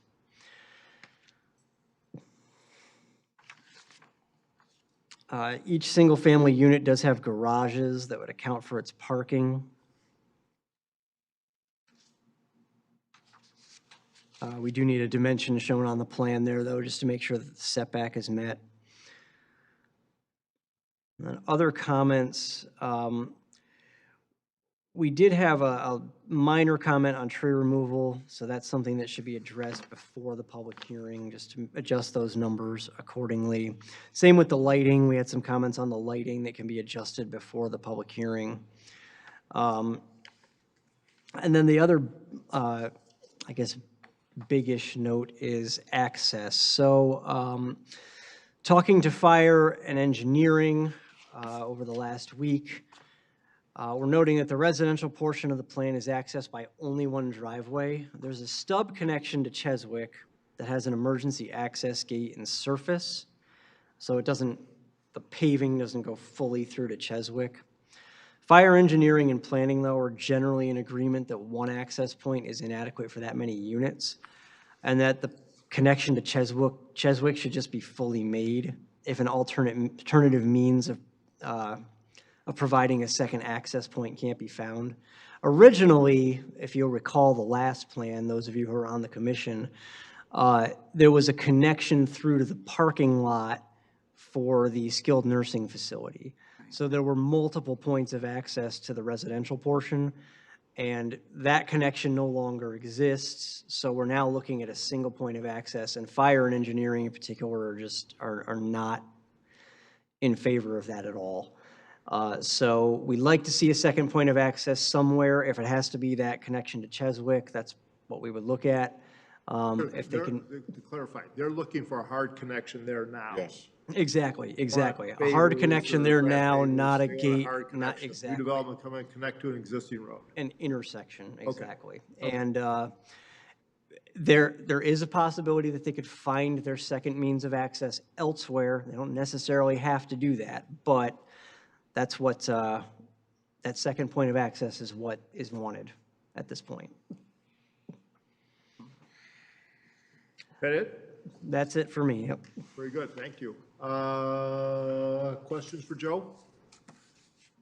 Barry? All right. Besides the access side, they're actually talking about a reduction in density. That's correct, yes. Everybody happy normally. That's a pretty substantial reduction, actually, It yeah. is a very big reduction, but I agree that the access is kind of, why didn't they just punch out to Chadwick? Was there a problem with going on to Chadwick? So this is pure speculation, and I will let the applicants speak to this themselves, of course.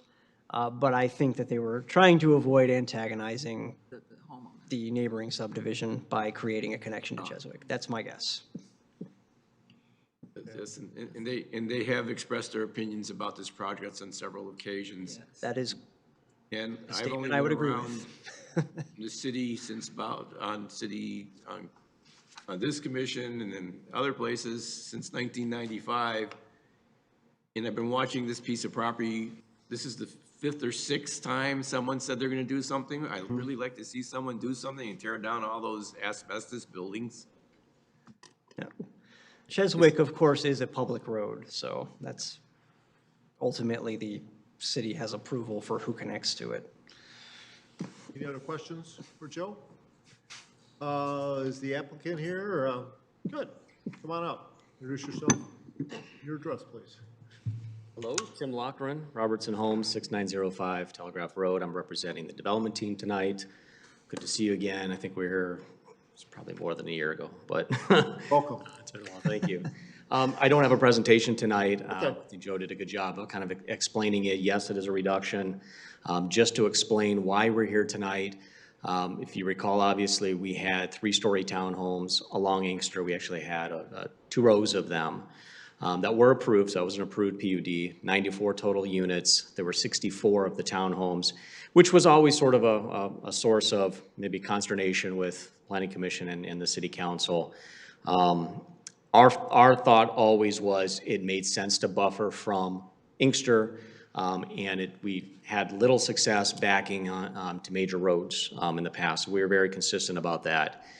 And we were happy with the approvals we had last year. What I will say is, everybody probably realized there has been quite a I don't want to say crash, but the housing market has really had a downturn, and it's really affected those types of buyers, if you will. So they're very, when we're talking about entry level, that's what we typically think of when we build townhomes. That's entry level housing.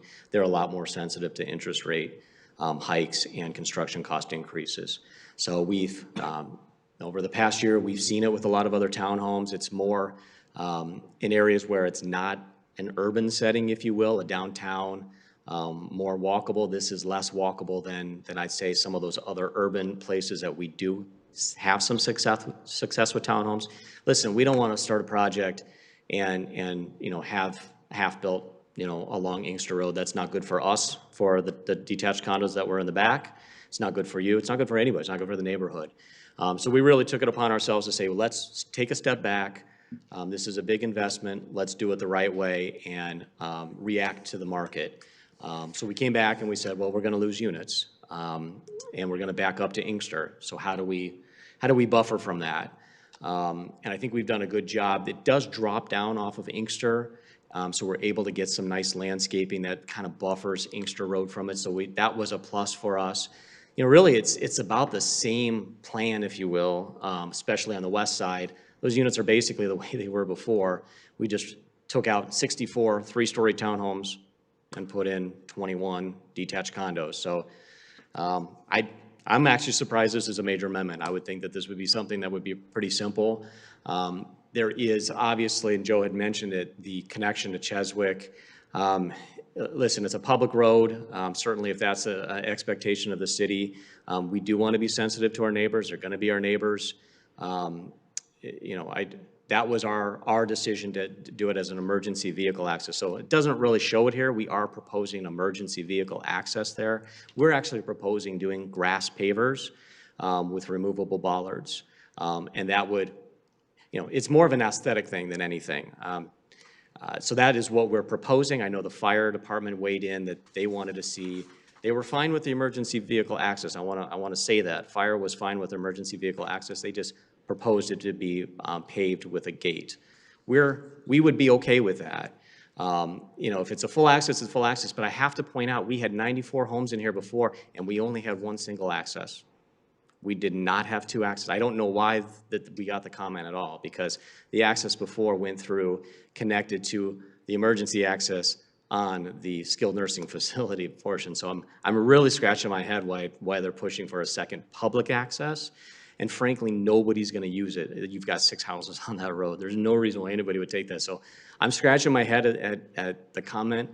We're not gonna fight it, but we think it's unnecessary and just not a good comment. Yes. Just one quick question. Have you talked to the neighbors to the north? We off and on, we've had conversations, They know yes. about the detached They know about it in concept. We haven't sat down and specifically gone through it, yes. Okay. So just a general comment, and it's probably more of an issue of the city and the planning commission as well as the police and fire. And the commission will make its own determination once we see a plan at hearing. But generally when, you know, development comes in, multiple access is generally a good public safety thing. If they're doing utility work along Inkster and they're shutting your entrance or whatever, you're right. Before we could connect to the south to your other development. But now, if something happened to the single entrance out front on Inkster Road, then we'd kind of be in a pickle, even though it would be pavers or whatever. So generally, as a practice, when there's an opportunity to connect to a public street, we just connect to a public street. So that's why I asked whether you had talked to the folks to the north, that they know it's less density, it's single family. Yeah, I think they're happy. Public, Are these going to be public roads or? No. No, Private roads to a public road, right? So it's going to be attached to a public road. So that'll be an issue probably at the hearing, public hearing. You're going to hear from saying, well, you know, we don't know why you can't punch it through and just do it. Steve, did you comment? John, I'm sorry.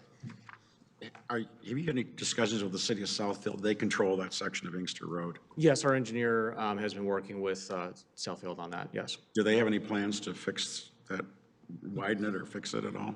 Not that I know of, no. Okay, to your points, you talked about 2 things. If you look around the city after the last ice storm, there was like 200 trees down on the right of way. And it only would take 1 tree to block your entrance out there. And we did, the next thing is when you have a blocked area like that, even with a gate, some snowplow driver in your private roads is gonna push snow up in there, because I've seen it in other places. So, you know, they're filling up handicap spots too with snowplow. But not to pick on snowplow drivers, but those are the things that cause a problem.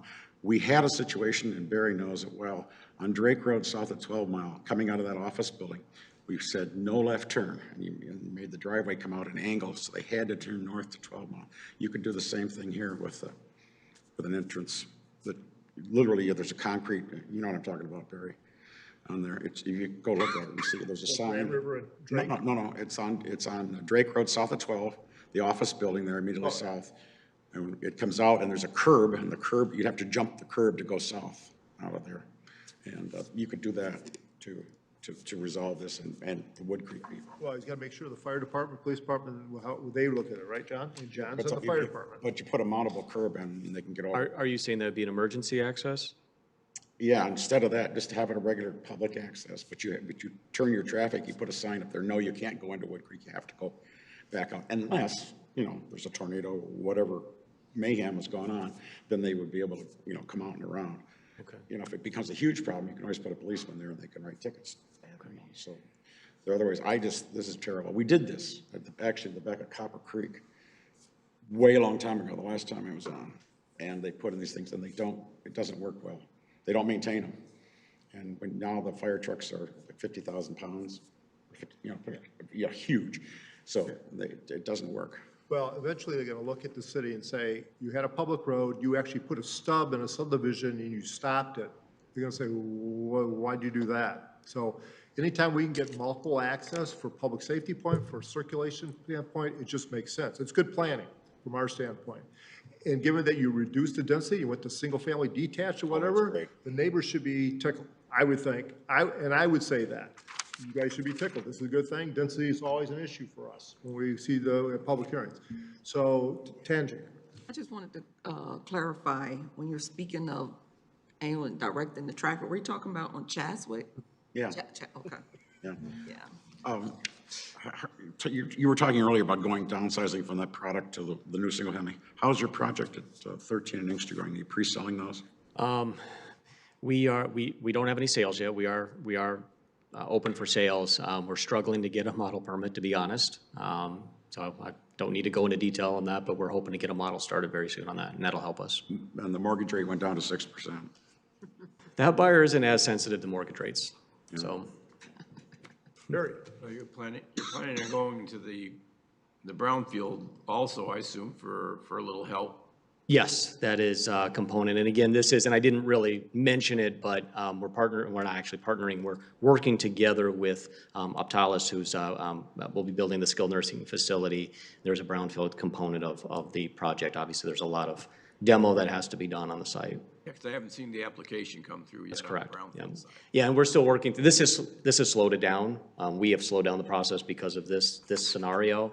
So they've been working on the brownfield. We've also got the draft of the PUD agreement and working through some of those items as well. Do you have underground asbestos into your property from the heating plant? Do you know? Underground, did you say? Yeah, there's heating pipes that come out of the plant, and they're all wrapped. I don't believe so. There are some environmental issues that we do have to remove some of the soil, but it's very limited in scope. There was like a dry cleaning location on it. So it was actually, I don't want to say it wasn't clean, but it was cleaner than you probably think. Okay, Neil? You said you thinned out, you got rid of the 3-story townhouses. Yep. So what does that make the buy-in into the neighborhood? These would probably be starting somewhere in the low to mid 500s. What were the townhomes gonna do? Townhomes were starting high 2s, low 300s. Okay, thank you. Yes. Okay, Tangi. Just a question. I'm looking here, and you have the names. Is this the name of the community, the villas at Pebble Creek? That's our marketing name, yes. Isn't that the name of the ones at 14 and I hope gated not. community? I hope not. I'll talk to my marketing You person better about check it. that out. Research. Yeah, I think it is. Thank you for the heads up. It's just Pebble Good catch. Check that out. It's just Pebble Creek. But the legal description of it. 'cause they- Okay, are we good with questions? So this is a request for a public hearing, set for a public hearing, right? Thank you, Tim. Thank you for coming in. Thank you for your patience. Steve? Yeah. He's gonna make a motion? Yeah, I move that revised PUD Plan 2, 2021, including Site Plan 59-4-2022, submitted by Optalis Healthcare dated February 22nd, 2023, be set for public hearing for the Planning Commission's next available regular meeting? No, public meeting. Okay, sounds good. Hold on. Okay. Is it 59-5 or 59-4? Because the agenda says 59-5. Two. Mine has 5. I got 59.5. Right. You got 59.4? Yeah, and he read it as Mine says 59-4. 4. You know what happened? The ones that were I just want mailed to out confirm to it's us 5. as the 4, Good catch. Okay. the new one has 5. Okay, -5. Chris, are we using the number 59.5? 5, yeah. So that's the latest at 8? Yeah. Okay. Addition. Yeah, that's the revised motion. Sorry. -5. Okay. That was good. Okay, who seconded that? I did. Okay, oh, John, you got second. Okay, Steve made the motion to set the hearing. John seconded. All in favor, say aye. Aye. Aye. Opposed, nay. Ayes have it. It'll be set for public hearing. Think long and hard. Talk to neighbors. Think about that connection. Yep. Thank you. Okay. Okay. These have had discrepancies in the motion. A lot of trees for this one. Motion. Okay, next item is Lot Split 5 of 2022. It's the final. The location is 29555 Orchard Lake Road. To split parent parcel into two parcels in B2 Community Business and B3 General Business District. Action requested is final lot split approval by the Planning Commission. Steve Colbert is the applicant. Amit Patel is the owner. Staff? Thank you. Okay, so yeah, we're looking at a request for a lot split. And they're looking for two lots. So one of them would be the southern chunk of this parcel, 0.77 acres, and then the rest would be 1.89 acres, and that's where the, what is it, GNC, I think, is the main tenant there. So the full site, as it stands, is 2.66 acres. Like I said, it's a mix of B2 and B3 zoning. The zoning cuts off kind of level with that jog and the property line that goes north of the gas station. But the lot split actually is a little north of that. So there'd be a little sliver of B2 at the north end of this site, and the rest of it would be B3. You know, the property has that existing shopping center on it. The area they want to split off is just a parking lot right now. It's the, yeah, you can see it up there. So the site's at present access from Orchard Lake Road by a single driveway and then a second driveway off 13 Mile. Can be entered from the north via the parking lot along Orchard Lake and the alley on the west side of the building. After the split, parcel 1 would have direct access to 13 Mile, and parcel 2 would have direct access to Orchard Lake.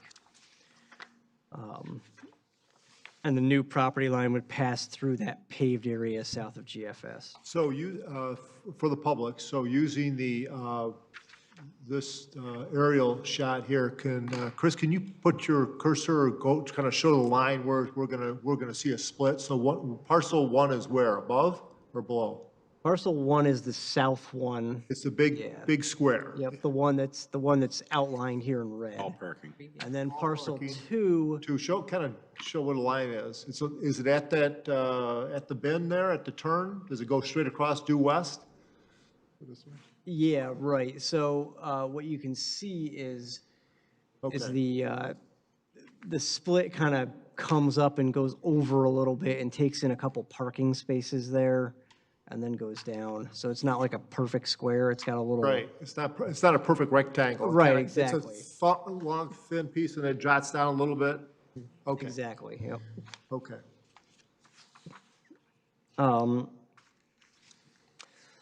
So when we look at the standards of the B2 and B3 districts, it's primarily B3.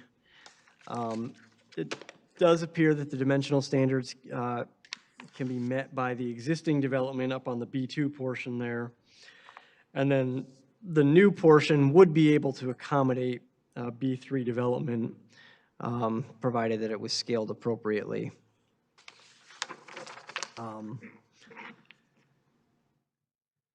The dimensional standards aren't really affected by that B2 strip along the north, not because of the rear setbacks. The rear setbacks are the same in both districts, 20 feet.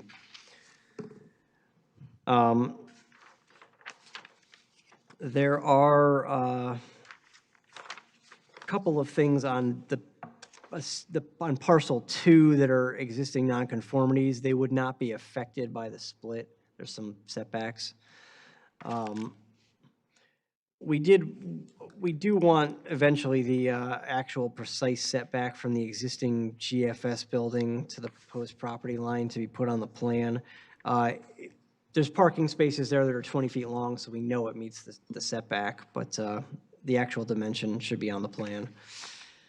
Cross-access, so there is a big paved area that the property line goes through. Need to make sure that there are easement agreements in place that provide blanket cross-access across that property line so that parking spaces can be properly accessed and that safe travel between the two properties will be facilitated. Look at parking. So what we found here is that the split would cause parcel 2 to drop below the requirement for spaces for that building. So what the applicant is proposing to do is address that with a shared parking agreement. They provided some peak hour information and a narrative response to our earlier reviews.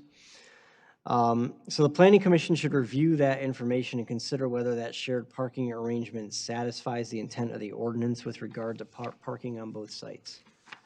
So who's going to be short? On the north end's going to be The short? north end, yeah. Yep, So they're going to parcel be 2. short. You draw that line through there so they can put their restaurant in, the drive-through restaurant to the south. Yep.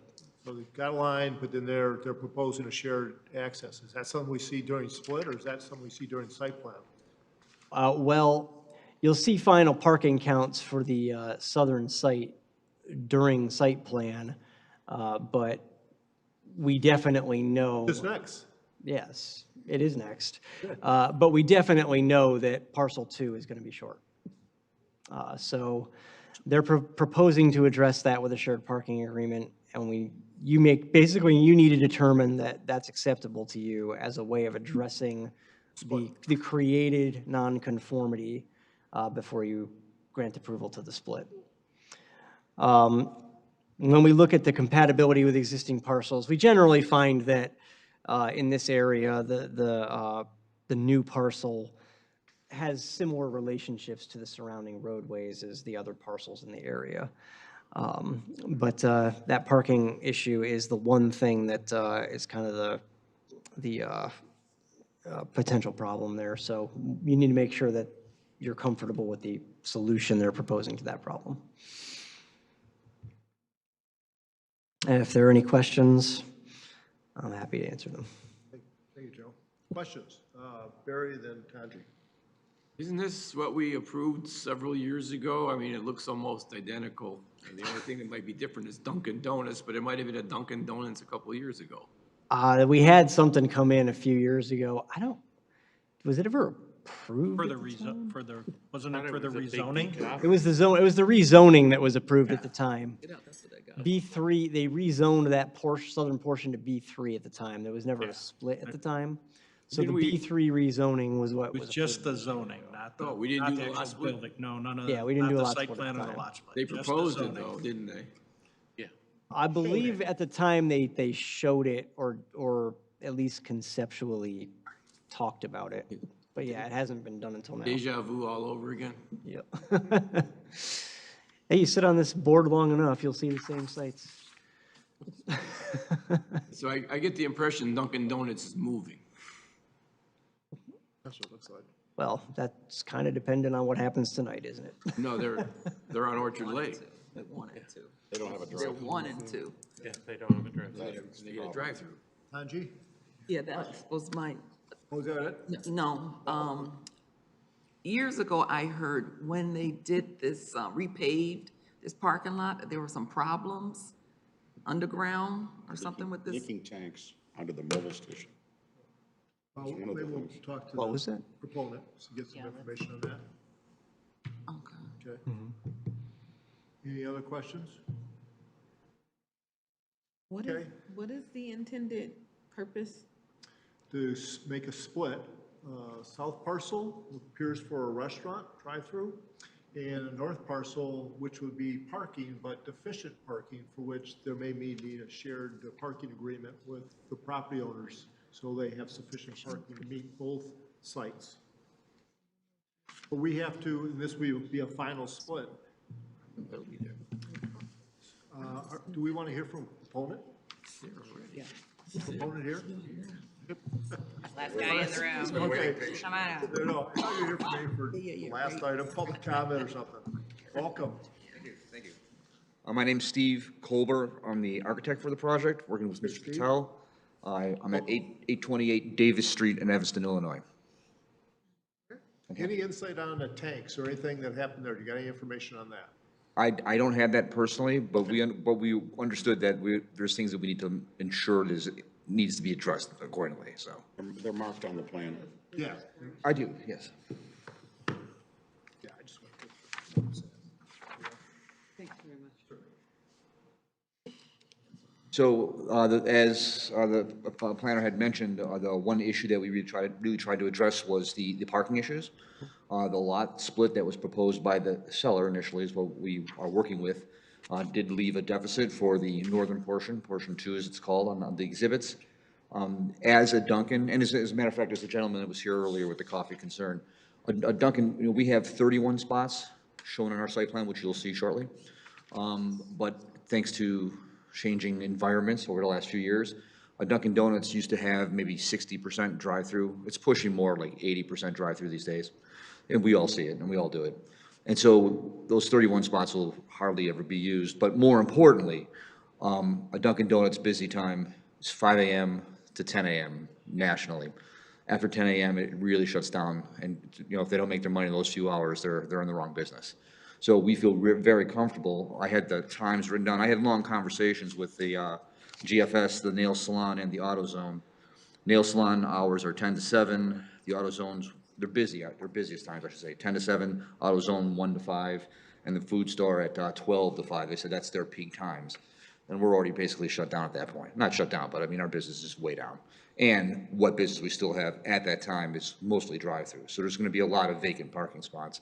So in discussions with Eric at the planning, we felt that a shared parking agreement, which we have a shared access and shared parking agreement, which I think is in your packets, that has just been executed. I just didn't have the executed copy to bring with you, so the parties have signed off on that. That would allow access and parking for the 2 parcels accordingly.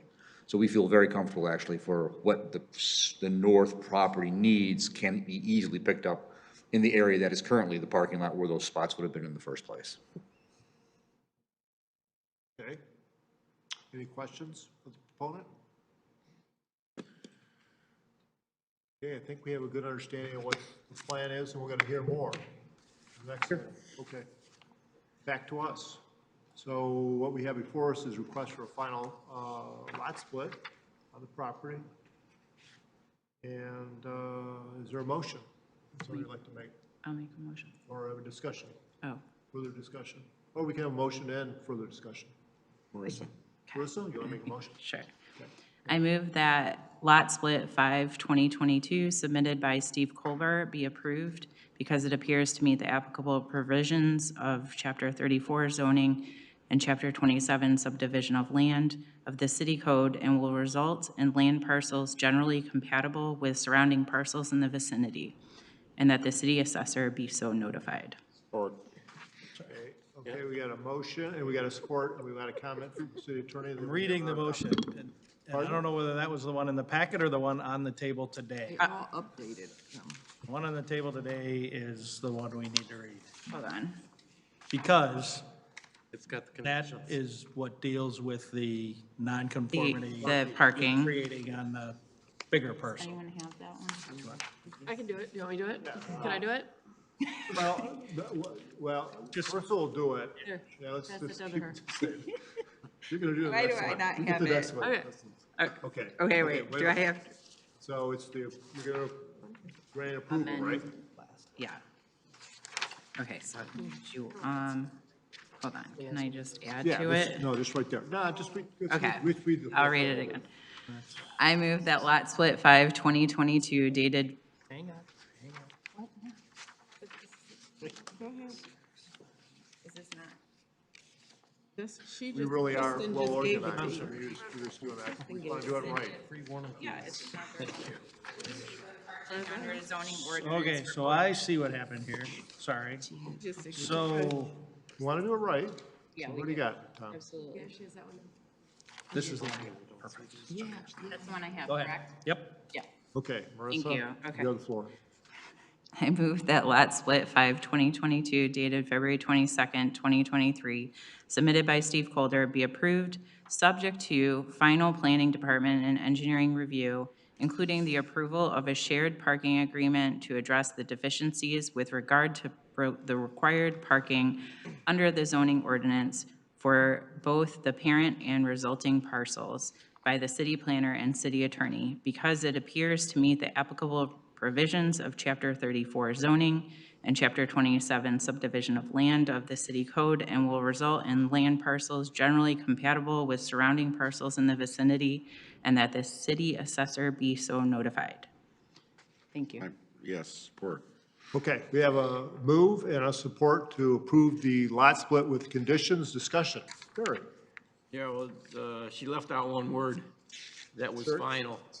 And I think final should be in the resolution, because there won't be any, putting the word final in there means there can't be any further lot splits. This is the last lot split. You're good with You that? don't put the word final in there. I amend with the word final. Okay.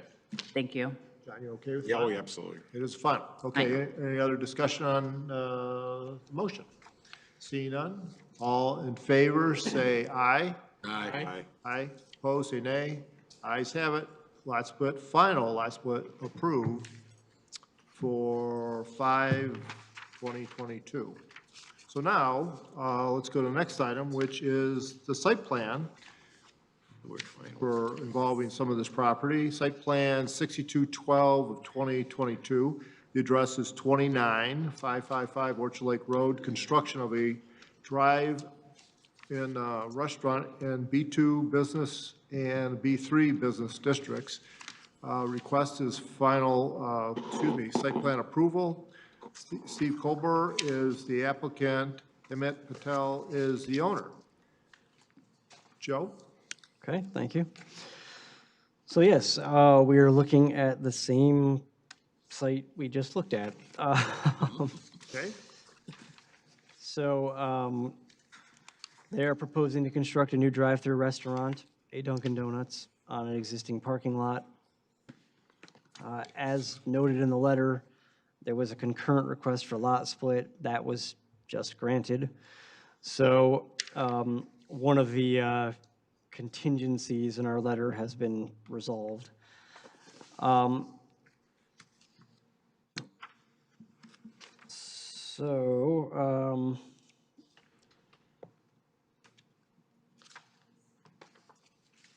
As you can see on the plans, the parking lot is going to continue to be continuous with the parking lot to the north, but there's some additional channelization now and some modifications to the area around that new property line. And it does, of course, maintain its 13-mile access as well. The dimensions of that access have been changed to be more in line with our actual standards. The plans show the drive-through queue wrapping around the building on the east, north, and then back down onto the west side. We look at the dimensional standards of the B3 district. Drive-through restaurants are principally permitted in the B3 district, subject to PC approval and the standards of Section 435, which I'll get to in a little bit. The dimensional standards are met for the district. The front yard open space, the actual front yard open space was not provided, but it does appear that that's met. It's a 50% standard, and that front yard open space has to be 50% of the required setback held as open space. And when you look at where the setback line is, it's pretty clear that they're at 50%, but we would like to see that put on the plan.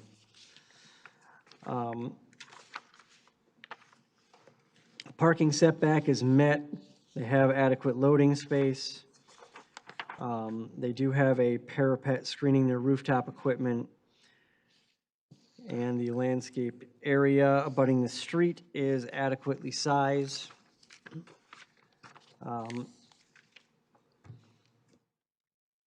The dumpster enclosure is compliant.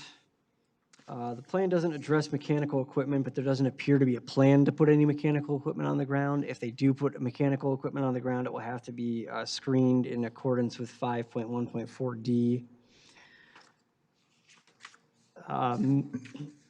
When we look at minimum parking, there are 29 spaces required and 31 spaces provided. And stacking is also met. There are 10 spaces with 5 before the station as required. And they've got 2 barrier-free spaces instead of the required 1, but that's fine. Dimensions of the parking meet the ordinance.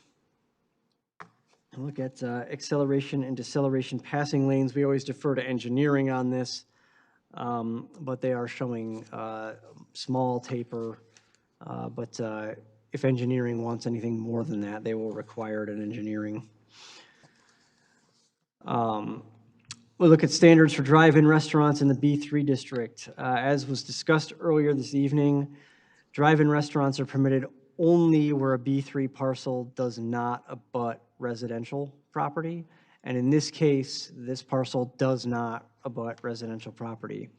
I think that's part of the motivation for the split, actually, because the northern part that's left from the other parcel does abut residential property. And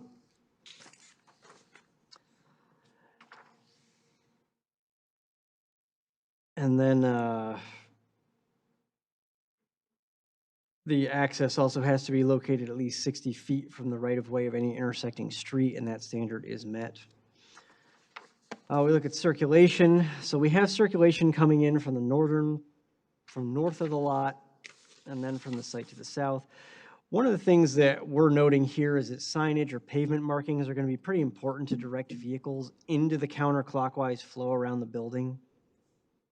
Because what you don't want is someone trying to come down against the flow on the east side of the site. You want people going down the west side of the site if they come in from the north and going around the building to get in the line for the drive-through. So some signage and pavement markings, I think, are going to be pretty key there.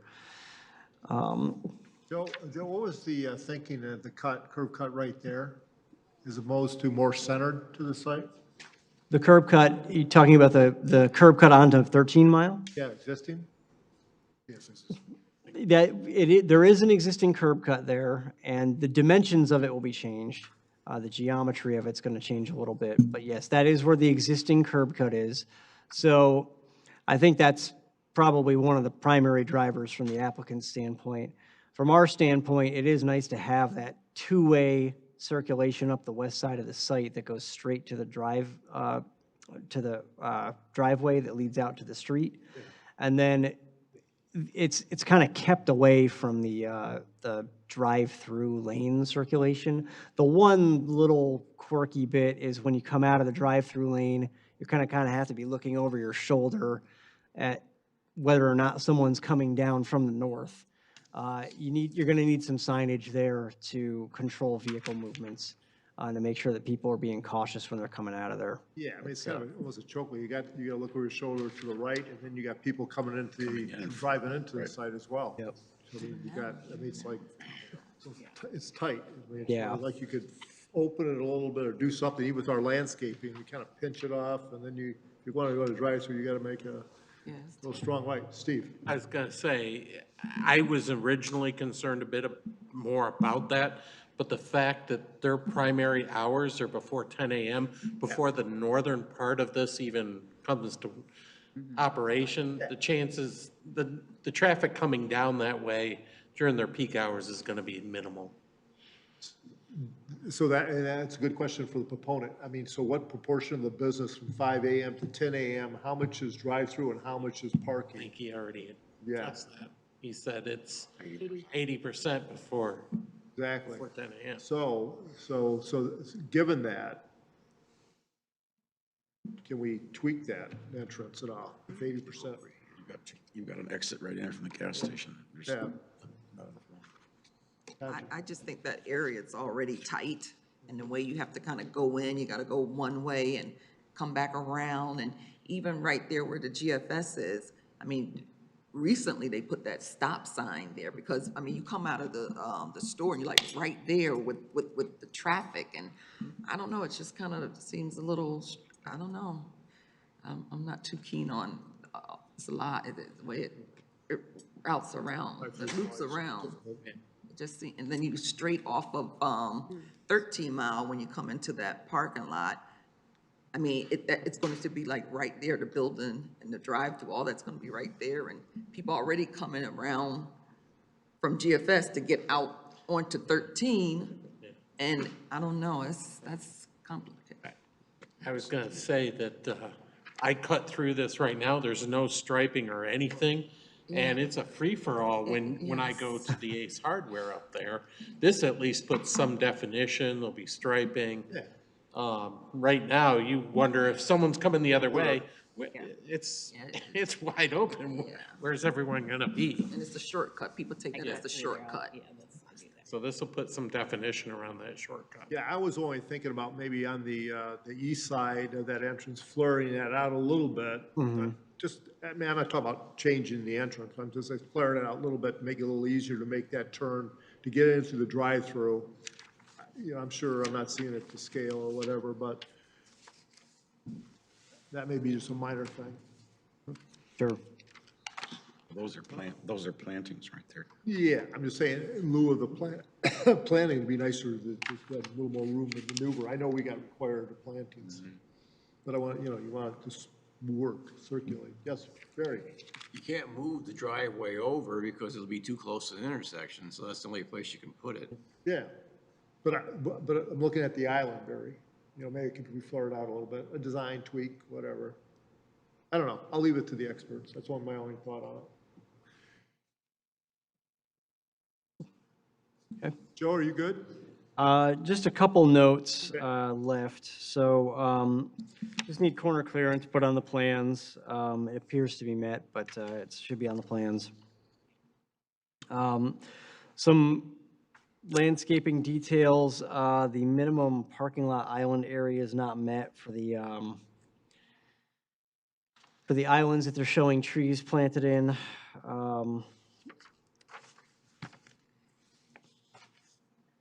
We have a couple other notes on the landscaping plan.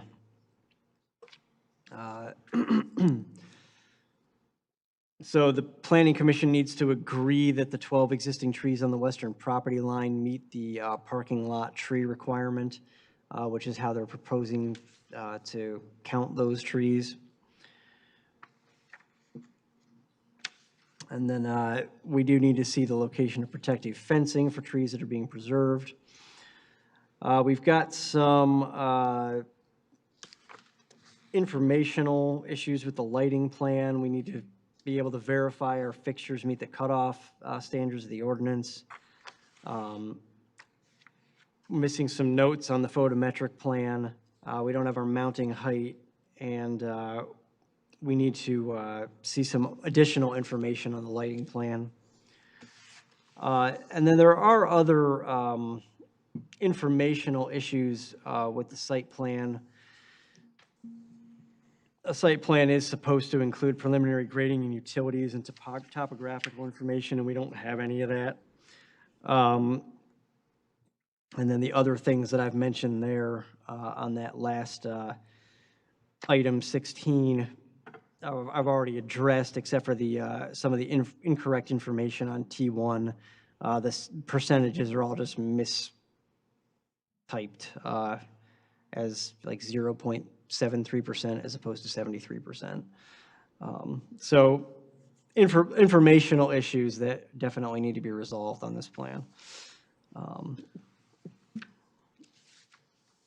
Any questions? I'm happy to address them. Steve?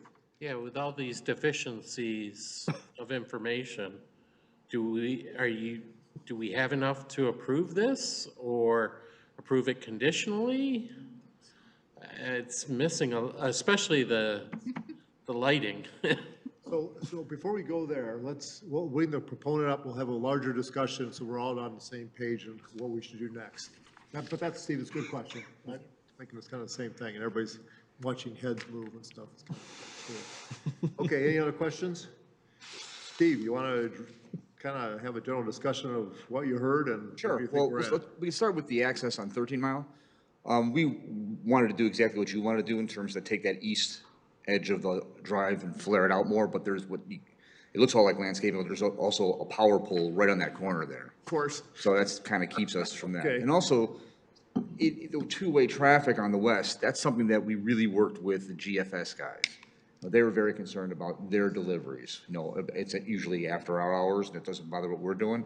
Okay. So there's abilities for trucks to make their turns, thus that big painted area on the back, you see the weird striping on the back, that's all there so a truck can maneuver and get into their docks with no trouble at all. And we coordinated and met and shared plans with the GFS guys, so they understood what we're doing. So, and actually, I think it's kind of funny that a big portion of the lot that my clients parceling off or leaving open for access for the trucks to the north, but happy to do it. And then this exhibit here was specifically asked for just to show, how a fire truck would, be able to get around our site entirely. Right. So when it comes to that. And as far as some of the deficiencies, these are things, at least in my opinion, that we can work with staff to get, going. Light poles, it's pretty standard stuff, what we do for the Duncan standards, and we can work with whatever requirements the municipality wants to have. Okay. Thanks, Steve. John? You have this letter from the fire marshal? Sorry? You have this letter from the fire marshal? The one about the hydrants? Yeah. Yeah, there's a bunch of letters from the municipality on engineering where water needs to be taken from and all that kind of business. And those are all conditions that we absolutely will work with the municipality. There's all of them. I was talking with Eric about it. I said, we have no problems with everything that they're asking. We understand that we need to comply with that stuff. So all those long letters from Public Works, and we'll make sure that we address every one of them. And we feel comfortable doing it. There was nothing in there that was a showstopper for us. So how tight is your schedule in terms of if you came back and saw us next month with the plan cleaned up, whatever? I can say that in all honesty, the final closing of the whole thing for us to start doing what we got to do is just waiting for the gavel to drop here. And we're ready to start getting drawings together and getting a shovel in the ground right away. You don't want to miss the building season.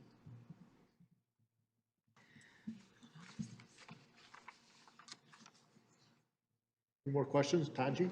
Yeah, I'm sorry. Danielle? How will this impact the intersection of 13 and Orchard Lake when you do your construction? Well, as mentioned, the curb cut itself is going to change a little bit. On the west end, if you're familiar with it right now, it really flares out. It really flares out. And Public Works asked us to change that so that it conforms more with what is the standard. That's the only thing we're really going to do is just the flare out of the two curbs on 13 Mile. Where we don't need all the utilities, as Public Works has pointed, is back behind us where we're grabbing into it, so we're not going out into the street for anything. So it'll be minimal impact. I mean, it'll be impacted, but it's not like we're tearing the street up to do what we have to do.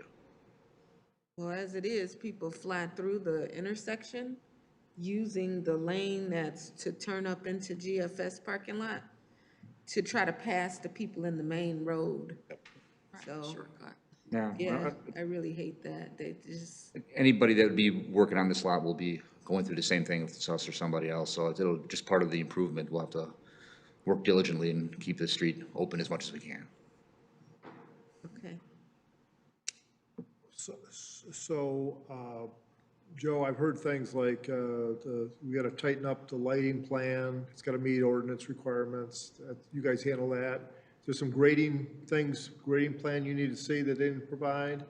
Yeah, so if you look at our site plan requirements, preliminary grading, preliminary utilities, and topographical information are all required. Could affect the site plan where things go, obviously. Right, and we don't have any of that, so. Yeah. Are they comfortable doing it in-house? Well, yeah, I mean, we're just, I guess the planning commission, my sense would be what people feel comfortable with. We want to see this again, or we feel that we'll have staff work out the details with the owner? Mr. Chair, if I could, the site itself, we have the existing topography. There's not a lot of difference in the grade there. So our impact to the site is we're not shaving off and creating big stormwater issues. And there's requirements that how we have to handle stormwater that we'll adhere to. I'm just concerned about the space. Go ahead. No, you're good. You're good. Tanji, go. I'm just concerned about the space. I'm just trying to visualize a restaurant with a drive-through. I mean, that parking lot is not that large to me to. This is, put it this way, if this was a piece of property that was just out in the middle of nowhere, we'd build the exact same Dunkin' on it. It's pretty standard for what we do. Yeah. And we meet, the development meets the dimensional requirements, right? That's So, correct. yeah, they can get the building in, they can meet our size of our parking spaces, the aisles and everything like that, so, yeah. Steve, did you build the one at Maple and Haggerty? I'm sorry? Did you build the one in Commerce at Haggerty Road and Maple? No, we did not. Is it gonna be that size of a building? This one is a little bit smaller than the typical, what they call the next-gen look. Next-gens are around 2,200 square feet or so. This one, gross square footage is 1,780. There's only 12 seats on the inside, and the cooler will be indoor. Sometimes you see the cooler on the outside. The cooler's indoor in this one. It's all enclosed. So it's a little bit smaller than your typical new Dunkin' that you'll see out there. Barry, do you have a question or motion? Motion. Okay. I move the site plan 62-12-2022 dated February 22nd, 2023, submitted by Steve Colbert, be approved because it appeared to meet all applicable requirements of the zoning chapter, subject to the following conditions. We'll be here all night. I'll start off with the conditions that are in number 16.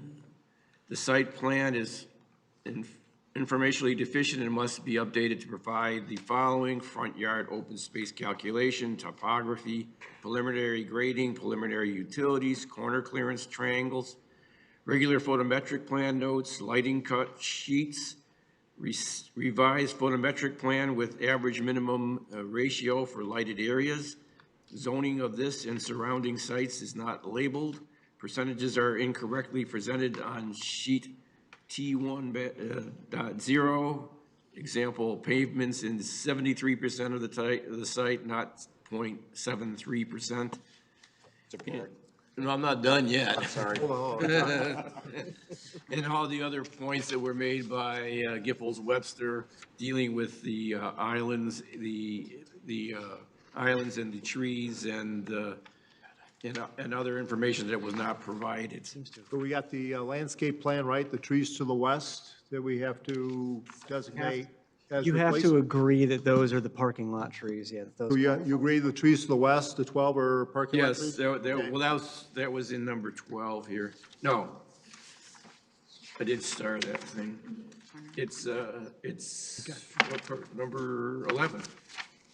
New trees not provided up, applicant cites 12 existing trees on western property line as meeting these requirements, and the Planning Commission agrees that these trees fulfill this role. Yeah, and all other deficiencies identified on the letter of, I did that already. okay, thank you, okay. And John And it supported. meets the photometric, not just documents it, but it meets the photometric requirements. Yeah, that would have been the rest of these things that I said there. Yeah, meets city requirements. John supported it, Barry made a fabulous motion, with a lot of conditions. Did we miss anything, Commission? Staff? The So- setback have to be addressed, the setback? Does that have to be? Yeah, the addressed? setback, it was, what setback?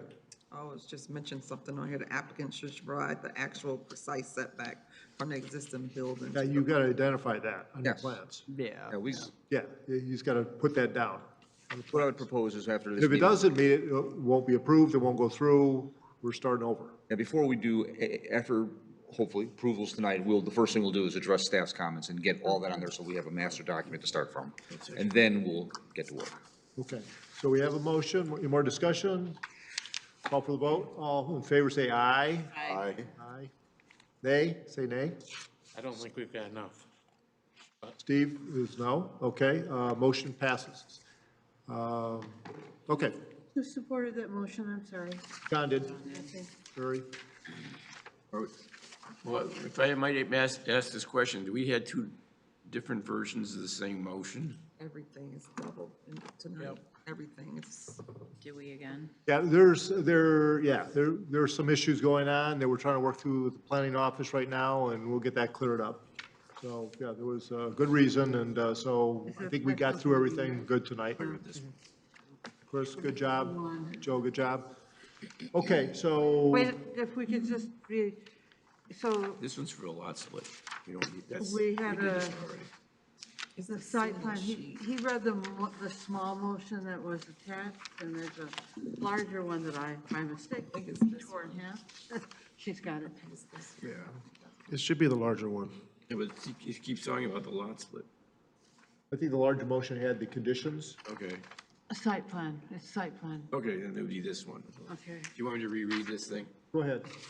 Okay, I approve the site plan 62-12-2022 dated February 22nd, 2023, submitted by Steve Colber, be approved subject to the approval of a shared parking agreement which resolves any deficiencies regarding to required parking under the zoning ordinance for both the parent and resulting parcels associated with the lot split by the city plan, lot split 5/2022, by the city planner and the city attorney because it appears to meet all applicable requirements of the zoning chapter, subject to the following further conditions which I stated before. Okay, John supported that, and I don't think there was any changes to that. And we took a vote on that, and it passed 7-1. Okay? Cheryl, you good? Okay, thank you. Okay, so I think you're set for now. Thank you very much. Work with staff, and good luck. Thanks. Thank you for coming in. Okay, next item. So this was on last month. We had a really skeletal crew here, but we carried on and got business done. So we held off on election of officers. No, he still has zoning text. Oh, why do I keep Yeah, doing there's a that? zoning item. You want to go home. I don't want to rush you guys. I'm sorry. I apologize. Let's not do that. Okay, zoning text amendment. Zoning text amendment 2, 2023, zoning chapter 34. The amendment proposes to amend zoning ordinance to include definition of shipping container, amend existing definition of building, and to include a new subsection addressing use of off-site built enclosures as necessary buildings or uses. This is set for public hearing. Do I have discussion or a motion? Just have a question about that. Sanji? I know what they're talking about. They're trying to, I guess, set a limit on the, mainly like the pods or something that you may have in your driveway for storage. And sometimes people, maybe you're renovating your home, because it actually happened to me. I had a pod in my driveway, and it was, I didn't know the time frame, but the work was not done. And right now they're saying 30 days. I just don't feel 30 days is enough, because you just never know if supplies, materials, they're late, and then, you've taken everything, items out of your home to store, and then they only give you the 30 days, then I just don't think the 30 days. Okay, so would it be helpful if maybe staff just give a little quick primer of what this is, and then we'll field questions? Chris? who you Yeah, want so to do that? basically, yeah, me and Eric were talking about this because we get this almost every day for shipping containers. Usually the pods, but sometimes it's like the actual like huge shipping containers that you see on like trains and trucks and that stuff. So basically they want to, some people use it as like a shed. Sometimes people use it as like, actual storage for their units permanently. So, which we have found in the zoning department. In some communities, it looks, we don't really notice it because it's like rural, we don't really see it. But in Farmington Hills in the RA4, RA3, it's like on the property, you can see it, it doesn't look good. So in the interest of the character of the community, Eric, proposed that, one structure in L1, temporary for RA or any residential. I do think 30 days is a little bit too short, but he does, suggest 30 days for, temporary. Barry? No, I think it goes a little bit further than that. The problem is some people were using these containers as permanent structures. Structures for houses, yeah. No, not housing. This is for the whole city, and it's not just residential. They use the word residential in there, but they were talking about For commercial and other ones. using these containers as storage facilities in their parking lots. Yes. I saw one in my own parking lot where my office is, and we had a little war with the city on that one. But that's what this is all about, is people, because it's becoming more and more popular to use these containers as permanent Storage, yeah. permanent structures. I think in Ferndale, I was told, Ferndale is using them as apartments, and they can stack them up and, or using them as housing. Detroit is too. Yep, Detroit does it, yeah. So that's the way the zoning is drifting, is in that direction, to use more and more of these things, or to use them as storage devices in backyards, or in office zoning, or commercial zoning. And this thing limits it to only industrial zoning. And it's not meant for a temporary thing. It's meant for it's meant to stop permanent use of these structures, these items as storage on all sorts of lots in Farmington Hills. Now, I don't know, and I have to ask Tom this question, if we've had this discussion before, if there was anything that was out there prior to this thing restricting that. There were some, I think this is meant to clarify what it was, because before it wasn't that clear, and Oh, yeah, you're absolutely right. It's meant to clarify that. And I guess I'd just point out on the 30 days, it does allow extensions at the discretion of the zoning administrator if someone can show that there's a good reason to continue to have it, ongoing construction or whatever. Point is not to just drop it in there and leave it, which people have been doing. you start putting your lawnmower in it as storage. Exactly, yeah. But my question is, because they're not that, they also talk about, storing, your people, pets, your items, and it also is talking about RVs. They don't say RVs, but they talk about trailers and mobile versions of them. And we do allow in the city at this point in time, people can park their vehicles, their RVs, behind their houses, as long as you can't see them from the street or on the sides. And is this meant to stop that? Obviously, you can park it behind your house right now, but you can't live in it. Yeah, so this is different. Those provisions are not going away, Member Bricker. This is just, you can't use those as storage, right? So not, it's one thing, people have recreational vehicles, we have rules where those could go, how long they can be there. This is just sort of trying to get the universe of things people might store junk in and say, you can't use those things. For your relatives. Yeah. Okay. But I just don't want it to be confused with people that are actually parking their RVs behind their houses. Those provisions are all still there. That's different, yep. Steve? Yeah, so talking about the item number 3, structures placed on residential lots for a period of time not to exceed 30 days per year with the approval of the zoning division. So that means you can't even put it there for 1 day without the approval. Whereas, so if you are putting a pod or something for moving and you're trying to move, you have to get, isn't that gonna? Yeah.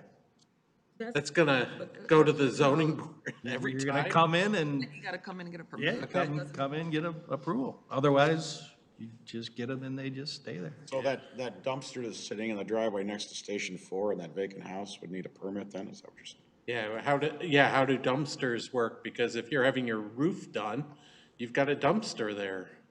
Yeah, but, so that's a dumpster. That's a That's not dumpster. a storage facility that you're.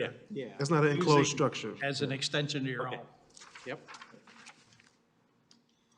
Sounds like this would be an interesting public I have a hearing. question. Yes, Danielle. This seems punitive to the residents by people who don't actually have to live here and go through this experience. So as a resident, especially, like, I get the commercial aspect to a certain degree. None of us want to see commercial blight. But the resident who needs a pod for a 60-day renovation should, 60 days, because that's literally that's good based on what we've been dealing with coming out of COVID. At what point are we thinking about making these things less punitive as it relates to the residents? Less punitive to them? So I guess I would respond to that by saying this is actually responsive to resident complaints.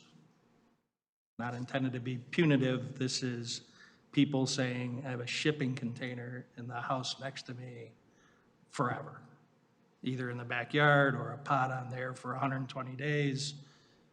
The point of the ordinance is to say, you can have those, just tell us when you're gonna have them. And if you need it longer, because your renovation's taking 60 days, come in and tell us that too.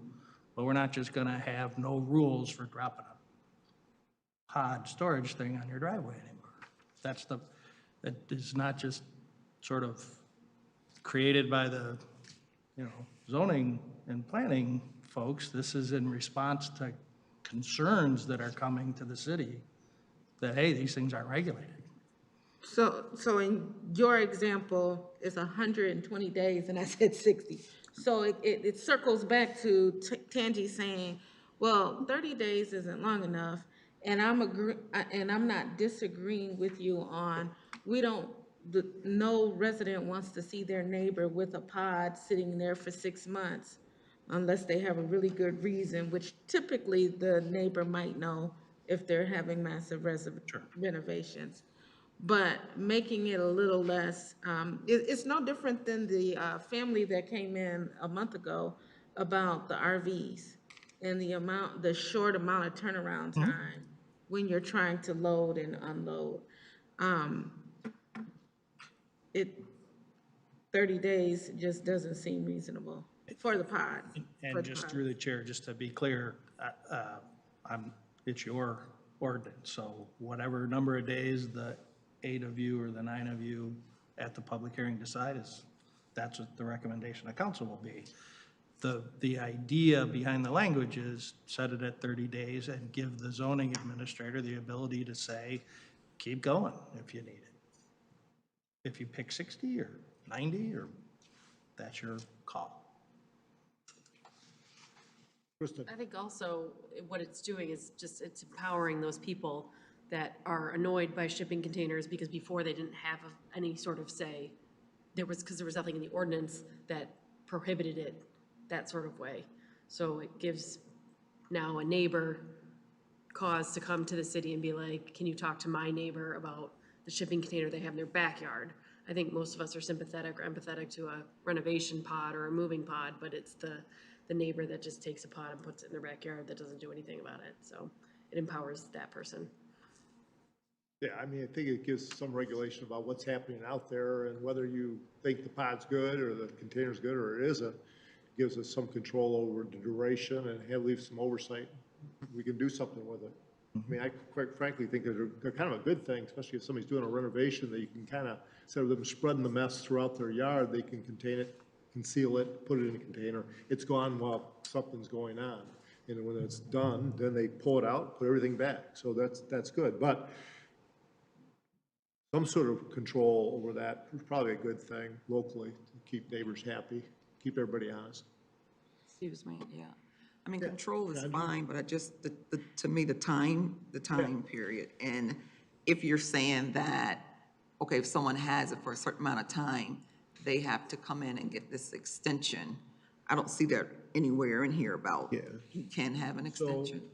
So this is like draft language, and as Tom mentioned, we're gonna have a public hearing. We should think about it for next month or so, whenever it goes to a hearing, and we can massage those numbers and say, from a practical standpoint, like with the RV, we looked at it and said, maybe a little more time makes more sense, and we adjust it. So we're thinking about it now. So this is just draft language. This can change at the public hearing, get public input, talk about it, and it may be different than what we have right now for us.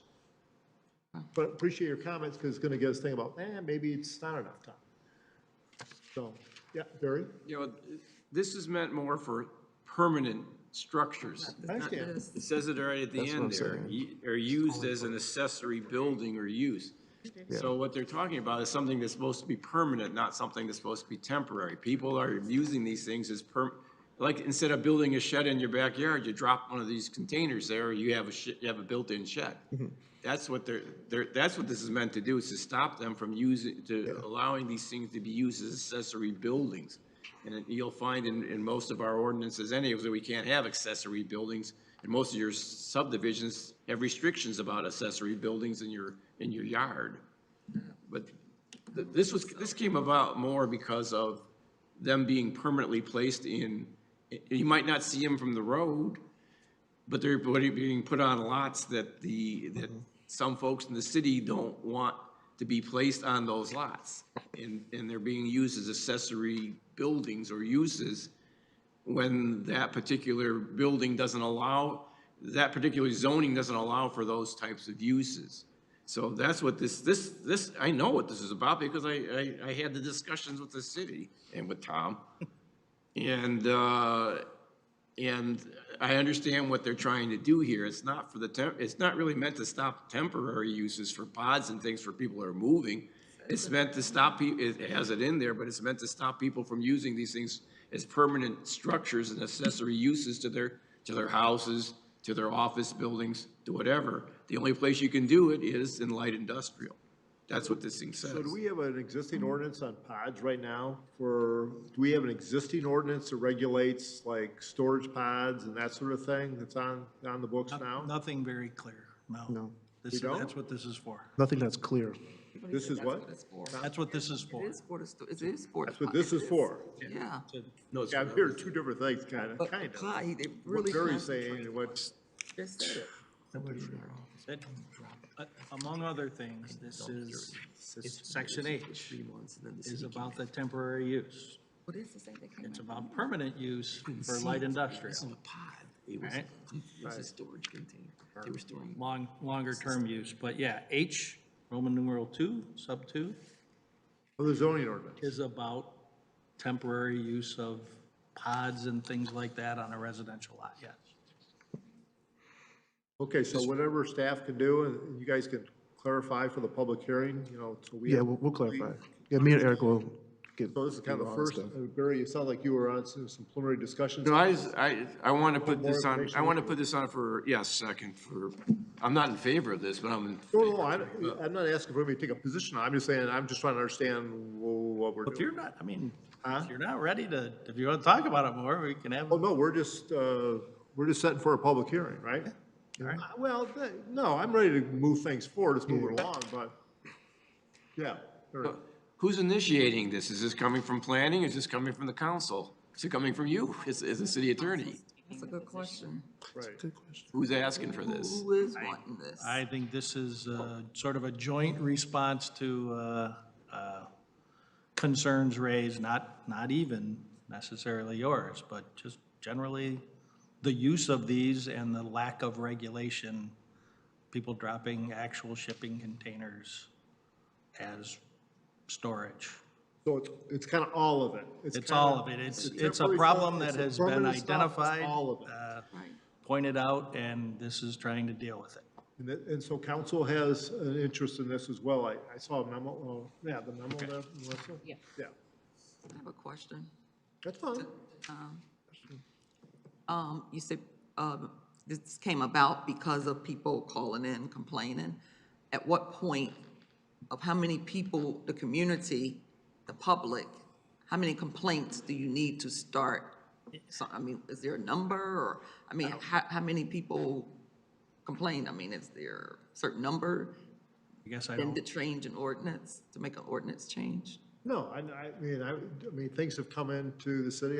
There's not a specified number. There could be an issue that's kind of been an underlying issue that maybe got feedback from staff and then there's a discussion and say, well, why don't we propose something to see if we can get a handle on what we see as the new trend now, what's happening. A few years ago, we weren't dealing with them. Now they're out there.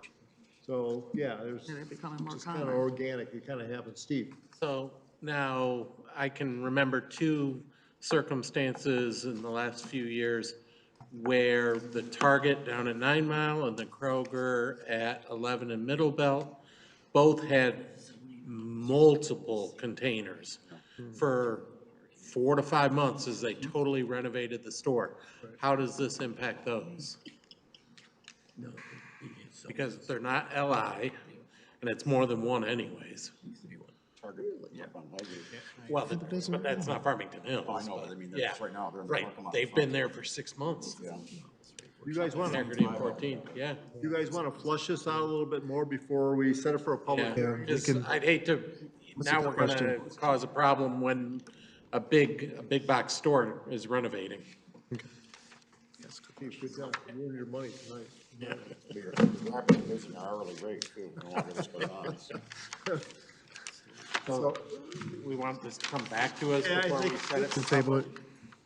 Yeah, let's, is everybody okay with that? Do we go, is there like time? There's no rush on it. Why? Deadline for this, or I would wait.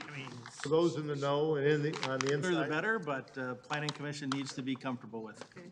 You know, I guess, you know, from our perspective, it can be one instance when it comes up. If you look at your ordinance and say, I guess we don't have a good regulatory provision for this. So one complaint or one observation could, Well, we could, enough. So we could set it for public hearing based on that additional comment relative to other zoning districts. As long as it's cleaned up by the next meeting, and if we don't like it, we just wait. yeah, And if there is some interest in city council, there's a joint meeting, you guys are gonna meet with council next month anyhow, they may ask about it, so it may be timely. So, yeah, Dana.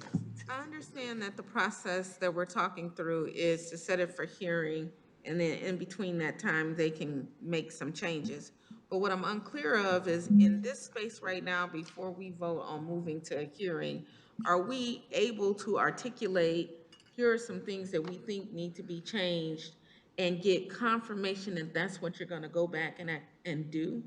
Because that, I'm not actually hearing that. That's a very good, well, that's a very Yeah, good right. question. So what's the, and it's not my call, it's a consensus of the commission. What do you guys feel? Do you feel they have a understanding of what needs to be tweaked so we can feel comfortable to set it for a public hearing? Or do we need to see it back in draft form?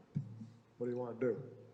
Well, me personally, I would, the extension timeframe and understanding, if you're saying that there could be an extension, I don't like the part about, okay, the extension. Well, let's do Yeah, this. yeah, actually- Who wants more time before we set it for a public hearing? 1, 2, 3, 4, 5, okay.